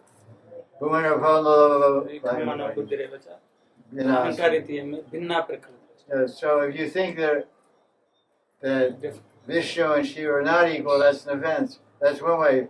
But if you so that's the Sandarbha is not translated. That you think it's independent. Because Bina means independent, Bina means equal to. So the actual offense in this kind, Nectar Ocean, is correct. If you think that Shiva is independent or equal to Vishnu, it's offense. But Shiva has a form as Vishnu Tava, which is called Sadashiva. But the Avarad name is not referring to that, it's referring to Devatas. Because the verb is in the fourth tense or something. Satsang Das explains all that in his commentary. The verb is in different tense. That's one way it would mean Sadashiva and Vishnu are equal. Nam and qualities, everything. But it's not, it's Shiva, the Devata. Tamagun Devata. So ISKCON is right in that way. So Bina means without, also independent, without. Independent of. But In other words, that it's independent means that equal to. ISKCON is right, equal to or independent. You think independent means bigger, better. You know, the Vishnu is equal to Shiva, like the Shaivites say, and Shiva Brahman says Shiva is Bhagavad. That's Shiva Brahman. And for those that worship Shiva, that's true. They accept that and they grow with that. That's good for them. Every truth has its relative position, but the Tao Sutra is Bhagavan Sri Krishna. That's why I did a Sandarbha to establish Krishna as the supreme absolute truth.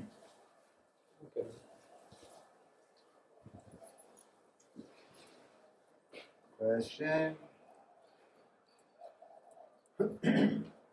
Okay, ask a question. Radhe. I want to ask about rules of Snan, because I little bit late Snan. Rules of Snan. Snan, morning time I chanting or after Snan. And needs I change now rules and like 3 o'clock, 4 o'clock, and possible like late. What are you saying? She's saying when to take shower or bath. Can we do some bhajan before, or do we have to first think, take showers now or bath? That's what she said.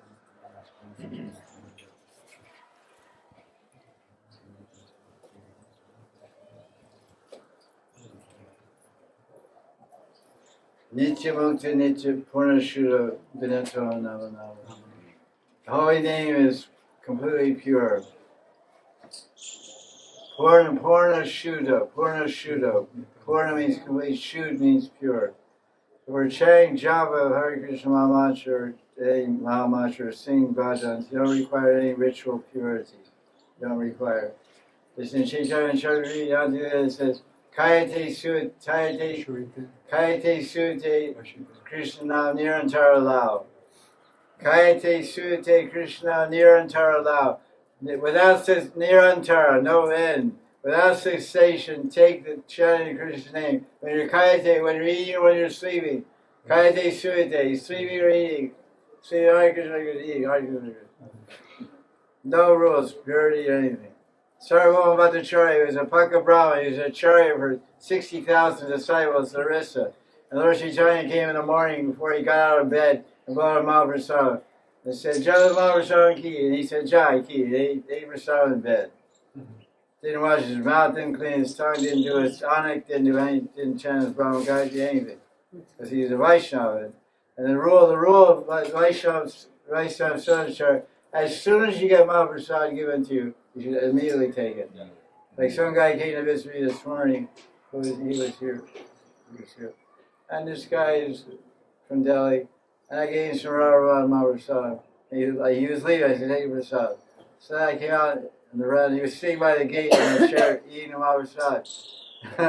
And I saw he must be thirsty, so he didn't ask me, but I went and I got a glass of water. I walked out, and he didn't see me, but I saw he was eating, a coffee, little, in the clay pot, a little sweet. So I walked out of the glass of water. I said, he must be thirsty, he is sweet. Oh yeah, what? How do you know? So he was happy. So I said, you're doing the right thing, because I said, as soon as he just sat down, and as soon as he could get, he's eating. He's a businessman, he's all dressed up, not just regular life. I said, this is the truth. There's a lot of times you go, okay, Mama, so I get it, I'll take it later. Should we immediately? Bhaktisiddhanta Saraswati is a funny story, because, Jagannath Mahaprasadam is Jagannath Sarup, it's the same as Jagannath Sarup. So one disciple, because when Bhaktisiddhanta Saraswati because he was born in Jagannath Puri right next to the temple, on the Grand Road, the temple road, he was born there. So he had great regard for Jagannath Prasad. His name was Bimala Prasad, because the bhog in Jagannath Puri is offered first to Jagannath. After Jagannath take the bhog and take it to a small murti of a lady, form of Lakshmi, named Bimala Devi. So everyone's eating Bimala Devi's prasad. Just like we go to Radha Shamasundar, we offer to Krishna, we offer to Radharani, and the Lita Shakas, we're taking Radharani Saki Prasad. It's not, we say, give me Krishna Prasad, it's not Krishna Prasad, it's Radharani Saki Prasad. So he was named Bimala Prasad, so he had great regard for Prasad. He's considered, he's a result of Bimala Prasad, versus Bimala Devi. So whenever anybody would bring him Jagannath Prasad, first thing he'd do, he would pay Dhanavats. Bhaktisiddhanta would pay Dhanavats and recite stutis and glorify Mahaprasad. Then he'd do Prikla of Mahaprasad. So one day one of his brahmacharis came from Puri to Bagh Bazaar in Calcutta with a big basket of Jagannath Mahaprasad. He said, Gurudev, Jagannath Mahaprasad. So then Gurudev, Bhaktisiddhanta paid Dhanavats, and he started doing circumambulating the devotee. And the brahmachari says, oh my God, my Gurudev circumambulating me. I'm making offense to my Gurudev. So then he didn't know what to do because he wanted to pay obeisances because he thought he was making offense to his Guru. If you're holding Mahaprasad, you can't pay obeisances. You're holding Mahaprasad, you pay obeisances in offense to Mahaprasad. And you stand there and let your Gurudev do Prikama, you was an offense. It was really dilemma. The Gurudev didn't say, this is my disciple, Brahma. He just says, Jagannath, he told Jagannath Mahaprasad, Jagannath is my Ishade, my worst Ishade, so Dhanavats and Pranam. So, Snan. When you're chanting Diksha mantras, you have to be ritual. It's called ritual purity. It's called anik. One time a day we chant mantra. You have to take a bath, you have a clean cloth, do tilak, achman, sit on pravarasan, boasan, asana only for puja, and you face north or east, or just face Tulsi or Tagarji or Gurudev's picture, and you chant your mantra. And no one else should sit on that asana ever, only you. Yeah, That's what I heard. not Junior comes there and passes poop on and stuff like that. No, you have an asana, your kids come, your cousins, they put it away, don't worry about it, sit on. It becomes charged. Asana is called, there's this term in yoga called asana siddhi. Asana siddhi. The asana is used, there's mantras to establish the asana, there's mudras, there's kurmastan mudra to establish the asana, and there's mantras you chant, and it's dedicated, it's called vastu. Vastu is object. You establish it as a spiritual object for spiritual activity. Reserved. All rights reserved. It's a sacred asana. Asanas have power. Asanas have power. You can fly in the sky in asana. You ever heard of magic carpets? see, picture the guy in a turban, guy sitting like this, flying, so the painting flying to some Indian yogi flying across the sky. Because the asana, the vastu means the asana, he's charged it up by mantras. He's turned his asana into an airplane. There's a story of, Rasikananda. You know Rasikananda? Rasikananda is a disciple of Shamananda. Rasikananda was a great mystic yogi. He's a great Vaishnava. And there was one touch, story time. There was one tantric yogi who's worshiper Durga, and he had a pet tiger. And he's a Durga worshiper, a Shaivite Durga worshiper, so he didn't like Vaishnavas, so he'd feed Vaishnavas to his tiger. So his tigers like the human beings. So he didn't have to buy any food for his tiger, just give the tiger Vaishnava to eat. So Rasikananda was outside this town. He was brushing his teeth. It was in the morning. He had a neem tree. He was brushing his teeth. He was sitting on a rock brushing his teeth by the riverside. And somebody told that yogi that there's a great Vaishnava Rasikananda outside of town. You can go feed him to your tiger. Your tiger can get breakfast, get nasta there, Get nasta. Eat a Vaishnava pakora for breakfast. So the guy, the tantric came with his tiger to eat Rasikananda for breakfast, nasta. So Rasikananda, he saw the tiger, he said, "What's this?" And Rasikananda went to the rock, hit the rock with his hands, and fly. He was sitting on this rock, and the rock flew over the sky like a helicopter. And then tantric said, "Wow, what's going on? You're sitting on a rock and flying. How do rocks fly?" They say, "Come down here, I want to talk to you." Tie up your tiger. So he tied up his tiger. Rasikananda came down. He said, "How did you get the power? How did you get this power to make a rock fly in the sky?" He said, "I give you this power, we have to surrender to me." So the tantric yogi surrendered to Rasikananda, became a Vaishnava in the Shamananda Sampradaya with Newport Tilak, and he chanted Krishna Nam, and he got a flying rock.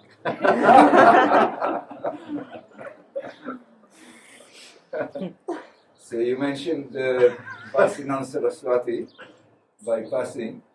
So the question came to my mind: why did Bhaktivinoda Thakur give Diksha mantra to Lalit Prasad and not to his brother? He's like controversial local,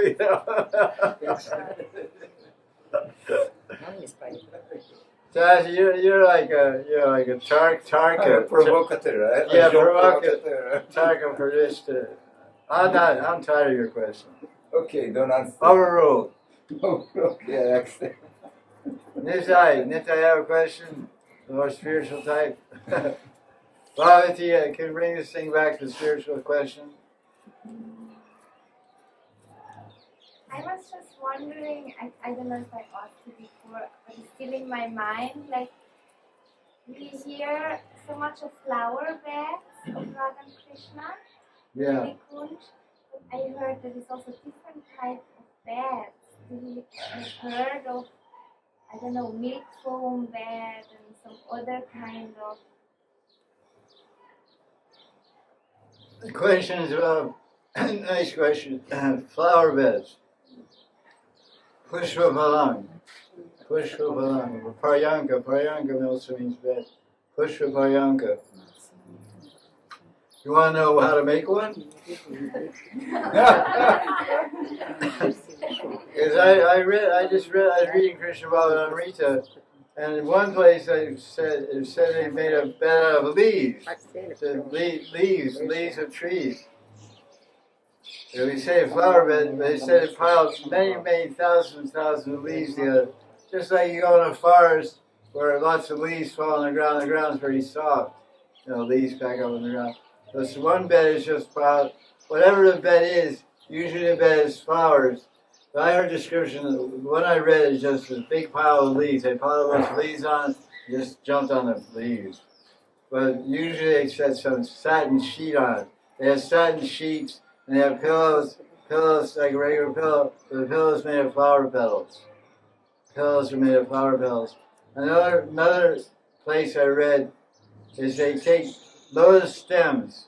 Stems are lotus stem, it's watery, it's kind of watery, so it's kind of soft. And they make like a box spring, box spring. Then they have a box spring and a foam mattress, all that's made. So they make a string out of intertwined thousands and thousands of lotus stems. They make them like 2 feet, 3 feet high. And then they cover that with thousands and thousands of petals from lotus, millions of petals. So that's a flower bed. And the flowers are so, when you're sitting on the flowers, they go down, it's like springy, like a springboard, It's like cushiony. But it's like we have some foam or some funky thing, I have a cotton mattress I got from Teddy Bohan. It's more pure.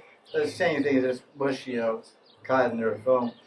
But this is flower petals and with a string match with strings. The strings are intertwined lotus stems.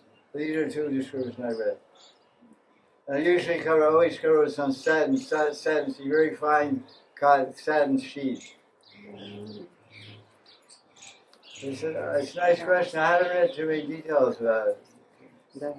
Maybe ask some more Swarananga sadhus. Maybe like Vinod Baba, Nitai Baba, some of the more devotees absorbed in Smaran, Leela Smaran, maybe able to tell more. I read these things. Have you heard or read anything also? You're reading a lot. I just heard of some milk foam beds, but I don't know. Huh? I heard of some milk foam beds. Milk foam. But I never read. I think that's coming from that idea. I don't think that Krishna wouldn't waste the milk. That's the Vishnu thing. Shirdakshay Vishnu. Shirdakshay means milk ocean, They churn Kirish Kamudra's Mantan, the Devasura Mantan, they churn the ocean of milk. So Vishnu's lying in the ocean of milk. And it's white and foam of the waves, is making it's a mattress. So you're right. That's Vaikuntha Bhav. Krishna, he's not lying on milk. He doesn't waste milk. Milk is sacred. I prove the fact that milk is sacred. The Yashoda was so worried about boiling over the milk and spilling a drop of milk, she set Krishna down. Because it's a sacred rule. Milk is sacred. It's the blood of the mother. The cow is the mother, and the milk is the blood, transformed blood into milk. So a drop of milk spills, a drop of blood of the cow mother is spilled. It's a great offense. I was in LA once, and someone spilled milk, and the temple commander said, "Get down and lick up, you're stirring out the milk really softly." Some new bhakti, was some dropping little drops here. And temple commander was a big guy, he couldn't say no to it. So he said, "Get down and lick up all that milk you spilled. Hold on, you got that milk." He said, "Why?" The Prabhupada said you drop 1 drop of milk is a sin. It's a fact also. The story of Damodar Leela, right? Mother Yashoda, milk was boiling on the stove, it was about to boil over. Boil over means it's going to get ruined, it's going to get on the stove. It's a great sin. You should never boil milk too much also. As soon as milk gets boiled, then you're supposed to cut it. Not supposed to boil 20 minutes, is that. Drop a rod. Milk is a very subtle spiritual thing. The 7 mothers, Mother Jaramata, Brahmamata, Gomata, Vedamata, Bhumimata, Raj Mata. wife of the king, wife of the Brahmin, your mother, your Jana Mata, Dharani Mata, Dachi Mata, Dachi Dharana Denu, Dachi Dharana Denu. Dachi means nurse, Dana means Dachi Dharani, Dharani means earth, Dharani means holy, holy. So these are mothers, we have to respect them and treat them properly. So don't spill your milk. Milk from bed, that sounds nice, I like that. You're going to Vaikunta, don't go to Vaikunta. I'll make you a flower bed. What do you want? You want roses and lotus? What's your order? Raki Rani is not very comfortable, it's too small. Rose petal is nice. Yeah, I also intrigued. I meditate on flower beds. I heard George read descriptions. Milk from that's a Vishnu thing. Sometimes they describe Krishna's sheets are as white as a foam on the milk ocean. There's always a common expression in Sanskrit poetry. Krishna's bed sheets are as white as a film on the milk ocean.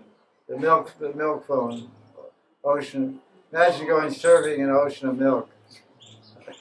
You go surfing. Drink milk and surf at the same time. Okay. That was good. That was closer to spirituality there, Babaji. Thank you for that. We're getting closer to the center point now. Let's keep going. This guy's overruled. He's out of bounds.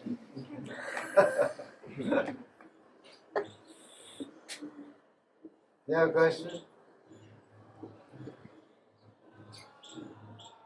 Yeah. Babaji Maharaj, last time you mentioned that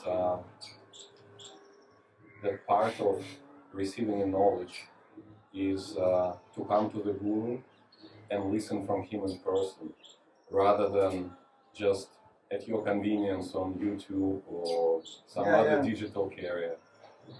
Is there some kind of explanation behind it that you hear things that Shabda is not carried through the recordings? It has to be in person, or some similar explanation of that?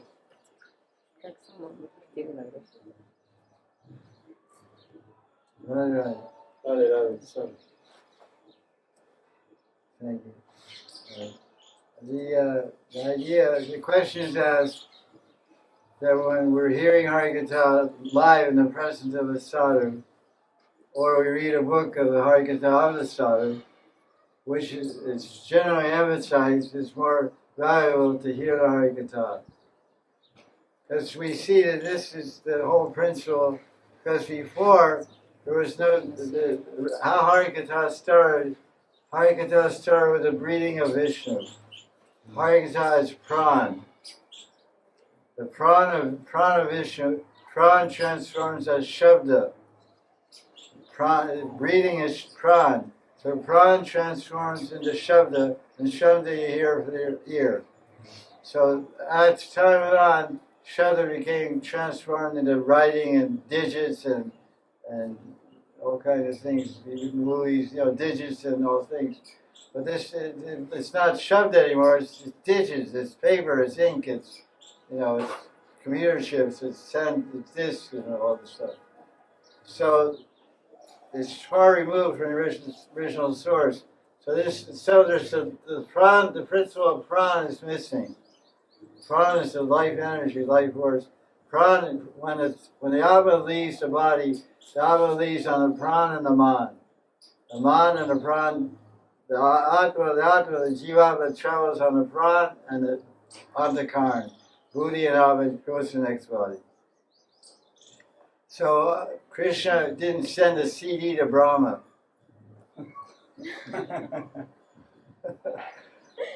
Krishna spoke, Tene Rida Yarari Kavye. Tene Rida Yarari Kavye. Krishna spoke in the heart. That's pran. There's pancha pran. One is in the heart region of the pran. There's 101 nadis, and one moves through the heart. So the pran nadi, the heart nadi, Krishna spoke through the heart of Brahma. So he heard the Shabda Brahman, the Shabda from Krishna in his heart. So this is direct, personal. And when David says anyone in the material world has trouble with some demons, they go to Brahma. And Brahma doesn't have the adhikar to have darshan of Vishnu. He can only hear the Shabda. He goes to the milk ocean. All the demigods are behind him. And Vishnu is out of the milk ocean lying on Natashesh. There's a fog. The ocean is covered with fog. So you go to the ocean, it's like Kuhara, it's called Kuhara. So the cover of fog, you can't see a boat, half a cloud in front, you can't see because of fog. So Brahma is sitting there, there's a fog. On the other side of the fog, Vishnu is lying on Natashesh. And he meditates. He comes to the shore of the ocean of milk. He's on the beach. There's the ocean of milk. It's all fog, you can't see. Without that fog, floating in that fog is Vishnu. Tattva Ryan, Shirdaksha Vishnu. And Brahma is praying, Kamsa is giving us a hard time. Ravana is giving me a hard time, please. Then he gets a message. I'm coming as Krishna, I'm coming as Ram. Brahma gets the message from his heart. Then he tells Shiva, he tells Indra, he tells everybody, hey, good, I got good news, I got an SMS. I got an SMS from Vishnu. He has a phone connection. Only Brahma can connect with Vishnu. Nobody else. So this is all Shabda. This is all Shabda and Prana. It's not, and there's so many things involved. Because Krishna set it up, this Bhagavan, the Shabda Brahman is the breathing of Vishnu. The knowledge is the prana of Vishnu. Transform prana becomes knowledge. So if you want to get the prana, you want to get the knowledge, you have to offer your prana to that prana. So that means your prana is embodied in this kalevram. Your prana is, where your atma is, that's where your prana is. So your atma and your prana are in this body. So you take this body, you go to the feet of the sadhu, and you listen. The Bhagavati every day is going to hear Satyarayana Bhagavat, their guru or teacher. And that's a long trip to go. It takes 2 hours just to travel, because she wants to hear the classes. I was told like that. I hope it's true. Anyway, even if it's not, it's a good thing. But this is how you get knowledge. Tavati pranipatena pariprashnena sevaya. Krishna says in chapter 4 of Gita, verse 34, you want to get knowledge, you have to do surrender. Pranipatena. What does it say? Pranipatena. Pranipat. Pranipat means pran pat. Pat means lie down like a stick, and pran means your pran. So when you go to the sadhu, you're lying in front of your pran. So you're submitting. I'm going from Radha Kunda to Sheetal Chai and submitting my pran to the sadhu. I'm offering my pran. So he's going to fill my pran with Shabda. You fill my pran with Shabda, and I get transcendental knowledge that way. This is the value of satsang. Satsang. The whole Sandara is 5-6 chapters about the power of satsang. Bhakti Sandarbha. Satam prasangam mamavirya samvado. Vidyan Joshi Karna Rasayana Katha. Satam in Sangha is Rasayana Katha. Rasayana is a medicine that gives you life, that makes you eternal, makes you energize you, enervates you, makes you eternal. Rasayana. Ayo means life. Ras means nectar, bliss. Rasayana. So it's so important. Just throw away all CDs, throw away all YouTube movies, throw away everything. They should take away all this stuff and make people. Then you separate them. Have a phrase from America. You separate the men from the boys. Who are the people that really want to make spiritual advancement? That are willing to go the extra mile, to go meet the guru, meet the sadhu, meet the sadhvi, meet the saint of the day, meet the saint of God, and submit themselves. Pranipatena. Then you submit yourself. Then you ask the question. Then you get right. Then the answer goes right into your pran. Goes right into your heart. Like people when they go to satsang, leave the satsang and say, "Oh, he's speaking," or that lady's speaking, whoever's speaking. It went right to my heart. I felt it right here. That's real satsang. You spend your pran. And you may go in front of the sadhu and sleep. Dream, play with yourself. I'm seeing everybody in this katha, everyone's attentive and paying attention. I'm I praise you all for that. I feel honored by that. Attention is a form of honor. I've been in so many classes, half the people are on cell phone. I don't feel so happy about that. But here, everyone here is like first class devotees. Krishna blessed. I'm not saying anything particularly special, but because your attitude, and your behavior is proper, Krishna will bless you for your attitude and your behavior. Well, what do you want? You want more bhakti, you want more love, you want more attachment to Krishna, more attraction to Krishna. That's how you get it. By proper attitude and proper behavior. You're all showing that proper attitude and proper behavior. But I want to say I'm telling jokes. He and I are joking about along with this guy, that guy, and we're criticizing this, that. You know, there's nothing really Siddhantically supercharged stuff. But the whole atmosphere, the whole ambience, the atmosphere is so transcendental, so proper that Krishna is very happy with all of you.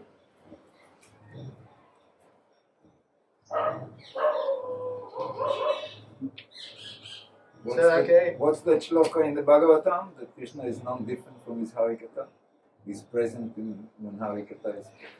Yeah, they say whenever they talk about Ram, the Hanuman comes. Yeah, it's second canto of Bhagavatam. Shanatam Swakata Krishna, Punya Sharana Kirna, Vriyantaksta Yuvajani, Viduna Visarit Satam. Famous verse of second canto. Here in Hari Katha, Krishna in the heart, he's got some, 3M pad, scouring pad, he cleanses the heart. Kam Kro Lo Mo Matsari Chordye. He destroys all the Kam Kro, he washes the heart. Srinvatam Swakata Krishna. You hear my Katha. Punya Shok. Punya doesn't mean karma kanda. Punya, Jiva Goswami translates the word. Punya means beautiful. Word punya means beautiful and it means bhakti. It says Krita Punya Punja in chapter 12 or 13, 10th canto. It says these coward boys, they did Krita Punya Punja, heaps of pious activities. It's translated. There's so many punya karmas. So many brothers and fathers and punya karmas, they got to become cowards boys of Krishna. Vishnu Shari defeats that, Sanatana Goswami defeats that in Vaishnava Toshini. The punya doesn't mean punya karmas. Brata karma, Chaturmasya, this, that, Dharma karma, Ashram karma. Doesn't mean it. Punya means bhakti. Punya means devotional service. Because who are these coward boys? They were sadhana siddhas and sakyarati. They were sadhakas in a prior life. And they did sadhana, attained prema bhakti and sakyarati as coward boys. And they took Vrta Vrindavan right here in Braj and Gokul and Nandagram. They took Vrta and played with Krishna as coward boys. There's sadhana siddha gopis and there's sadhana siddha gopis. Siddha gopis. Rishi Shari, Chandrakrani, Sri Devi Ganyas. So that punya means beautiful, means bhakti. So you do bhakti, become beautiful and fortunate. But punya means fortunate. Auspicious. Punya Shravan. This hearing makes you beautiful. This hearing attaches you to Krishna. This hearing is pure bhakti. Must be time, 4 or 5, 6 o'clock. What is time? 6:05. 6:05. Thank you. There's a counter there. Okay, any last question? Maharaj, in your book Manjari Bhav, Like a little skinny one. yeah. There's the one in green- Raganu, Chaitanya Mahaprabhu Raganu Bhakti, that's mine. The green. Yeah, a little green.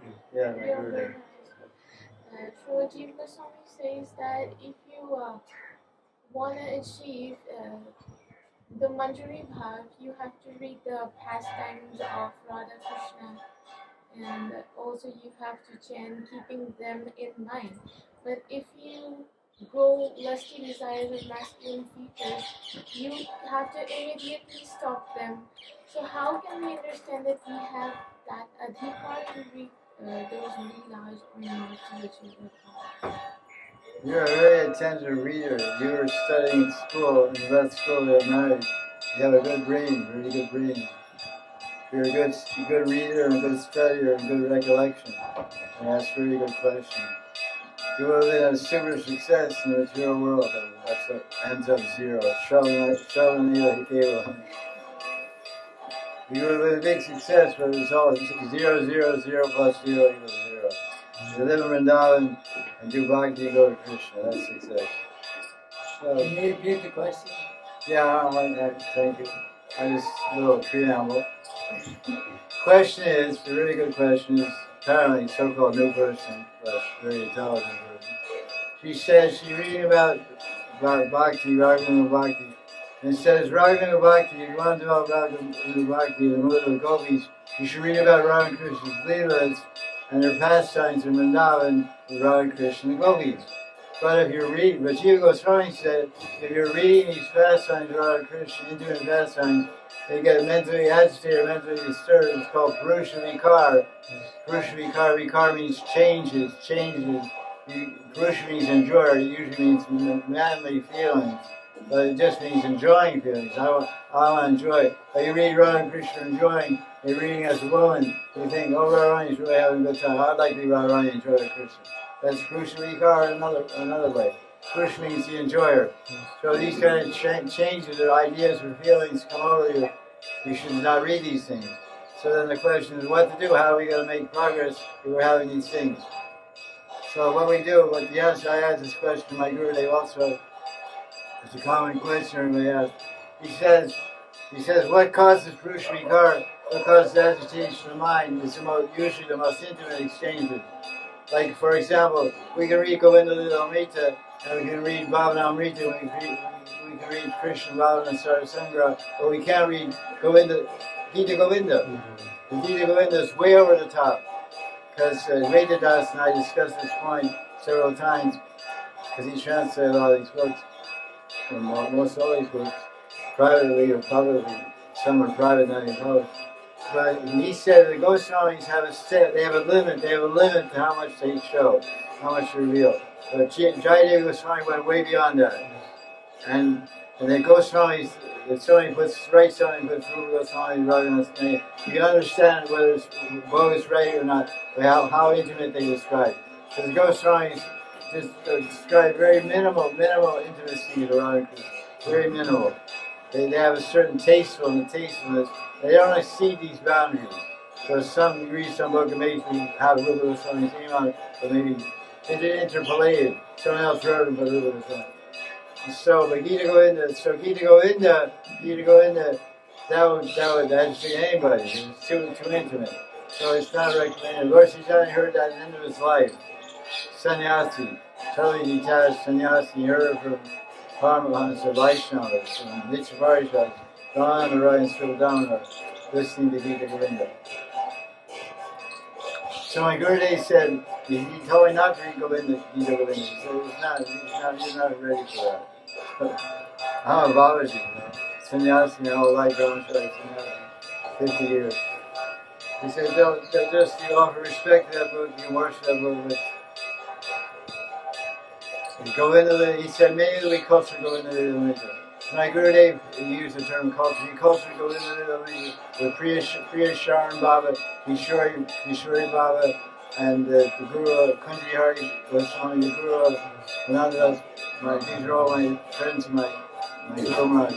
And my Gurudev used to say at Bhagavad Nivas, he used to live there for many years. He was teaching Sanskrit in Bhagavad College. He was living Bhagavad Nivas, all big stars, still mountains there. They're culturing Govinda Lilamrita with commentaries. So that's how I do it. Govinda Lilamrita or Bhavanamrita. So he said when you read Jal Keli, read Jal Keli, read Julan Lila, read Jal Keli, Julan Lila, read Holy Lila, read Don Lila, Don Keli Kumudi. These are all Sambhog Milan Lilas of Radha Krishna and Gopis. They're all Anukulya for Raghunaga Bhakti and Anukulya for Gopi Bala and Madhuri Raji. But there's no intimacy there. But when the Kunja Lila, the Kunja Rasa Stella, when they're in the Kunja, then those pastimes may disturb your mind or heart, so you skip over those things. You don't change, you stay with Radha and Krishna, but you avoid these earlier. Because our focus is Radha Krishna. We worship Radha Krishna. We always chant Radha Krishna. Bhajan, songs, we chant the name, we meditate in the forms. But in certain intimate exchanges, if we see some effect, you judge a thing by its result. You get some effect of that, then you step back from that. And a year later, read it, and you're okay. And you read all the time. But it's not like some people, I heard some people preach, you're reading about Radha Krishna, you get disturbed. You should read about Krishna and coward.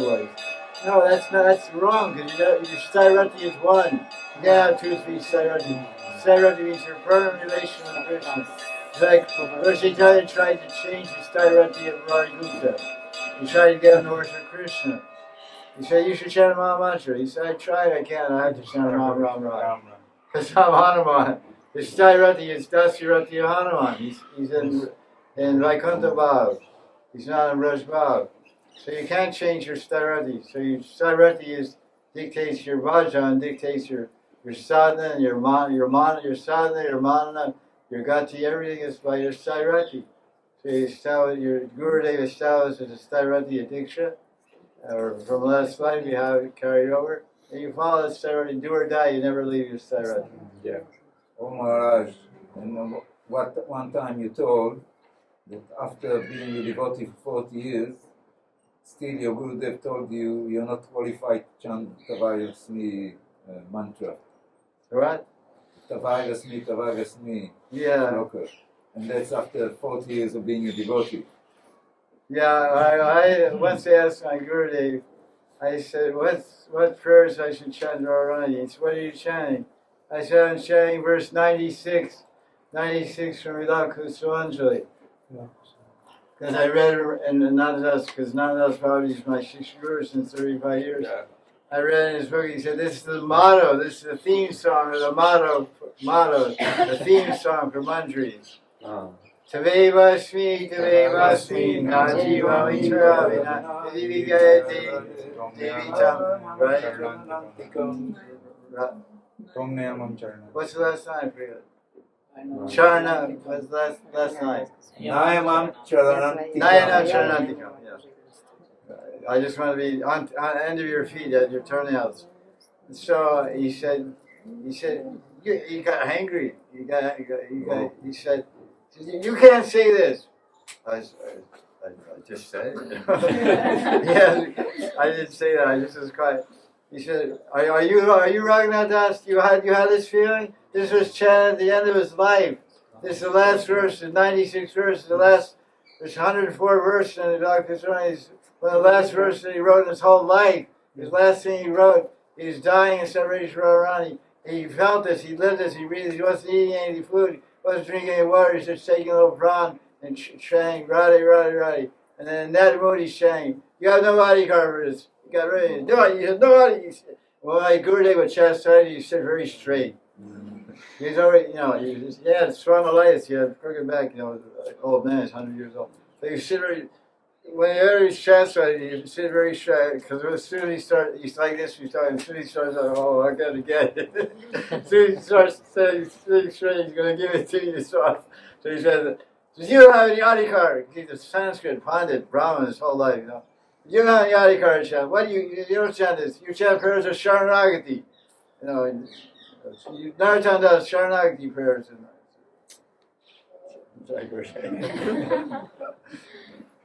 So, anyway, everybody does it. You follow your guru, that's the main thing. I'll never forget that. Chastisement has a lot of sweetness to it, unforgettable sweetness. It's so personal, so individual, and it's unforgettable. It's just being in the room. He was like, everything's real peaceful. I said, Gurudev, have any favorite prayers? Oh, prayers Narottam, or by a chart, you can chant, Hari Katha, this, that. So what do you chant? Yes. I said, then the boom. I should have said nothing to that. Jai Gurudev. It's still a nice prayer. I chant privately. Read a book, read like this one, But he made a point, it's because Anashara and Anakaran. Anashara means following the footsteps. Anakarma is imitating. He was hitting the point. You can't imitate Raghunath Das. That's his prayer. You're to read that to get some inspiration, to surrender, to feel how that one point in his ignition Radharani. You can't recite this prayer. It's his prayer. It's not yours. Your adhikar, your level. This is your prayer. Sharanagati. Back to stage 1. This is Siddhanta. Siddhanta's a higher stage. You know? Hankering for perfection. He's at the perfection stage of prema. There's a Sucha Kirtan. I have my Samadhi's book, written by a great Bengali Padakartas. Sucha Kirtan is a kirtan he's singing the Tirobhav of the Vaishnava. It's a biography of the Vaishnava, the whole lifetime of the Vaishnava, special spiritual features of his life are put in a Bengali bhajan called Sucha Kirtan. There's for everybody. You know, maybe they'll make one for Ananda Das, whatever. You know, disciples write one for the Guru. So there's one for Raghunath Das, one for all 6 Goswamis' prayers from my book. I wrote one for Prabhupada myself. There was Sucha Kirtan there for Prabhupada, my Swami's book, in Bengali. It's kind of silly, but I sat with some Bengali guy in Mayapur. I told him what I want to say, and he helped me write it. Anyway, it's not the same.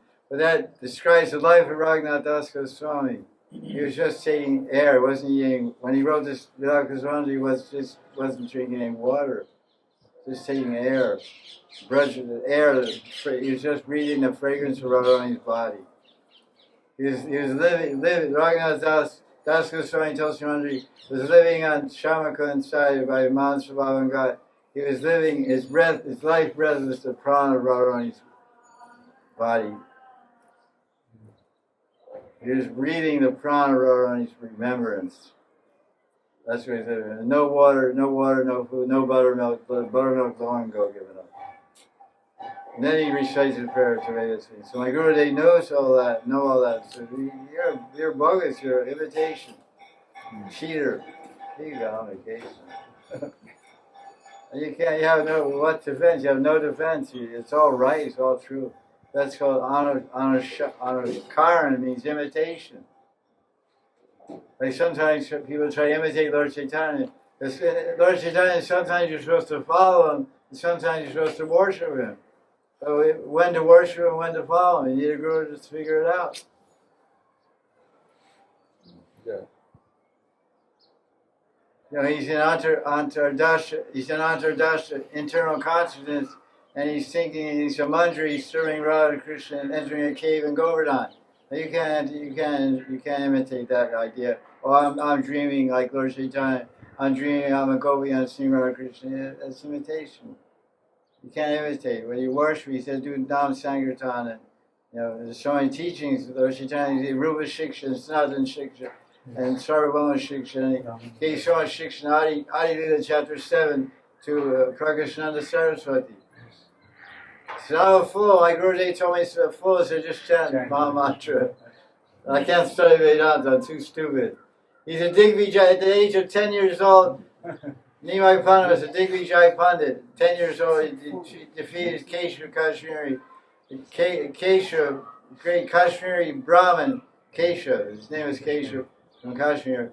He defeated everybody. He came to Nimai Pandit, 10 years old, and he burned him up. And then he goes, that same Nimai grows up and takes sannyas at 24. He moves to Puri and meets Sarvabhauma Bhattacharya. He's a guru of 60,000 disciples. Now he's a Naya guru, he's a waiting guru, Sarvabhauma Bhattacharya. And Sarvabhauma is telling him he should study Vedanta. No, Prakashananda Saraswati Benares. He was sannyasi, Lord Chaitanya is 24, new sannyasi. He said, you're young, you're a handsome guy, you're tall, golden colored, beautiful little size, you're very handsome. You shouldn't be dancing in the street with girls and boys and rickshaws. What is this? You're gonna be yoga brushed. You're gonna break your sannyas. Get down, sit down, boy, sit down. Om Tat Tamasi, Aham Brahmasmi, Sarvakala Anandam Brahma. Study Vedanta Sutras. Meditate, be quiet. So Lord Chaitanya converted him and he became Prabhupada Saraswati. Goes to Vrindavan. We say he wrote Radha Suniti and Mahamrita, but the Hidari Vanshas, they say Hidari Vanshas. So who cares? Our Guru Pranava, we have one Guru, one of my, it's in my line, my Guru is Prabhupada Ananda Gopal Goswami. He's descendant of Vaisacharya. He was giving class in 1950 in Radha Damodar Temple on Radha Suniti Kusmantri. And some Vallabhacharya, Radha Vallavi, hit Hari Vam's followers, big following for now. They asked a question because he gave class for 1 month, Kartik month, 1950. A very rusty class. And the commentaries of those classes became used by Anantas in his commentaries of Radha Rasudana. In Radha Sunni and in Vilakuswantri also.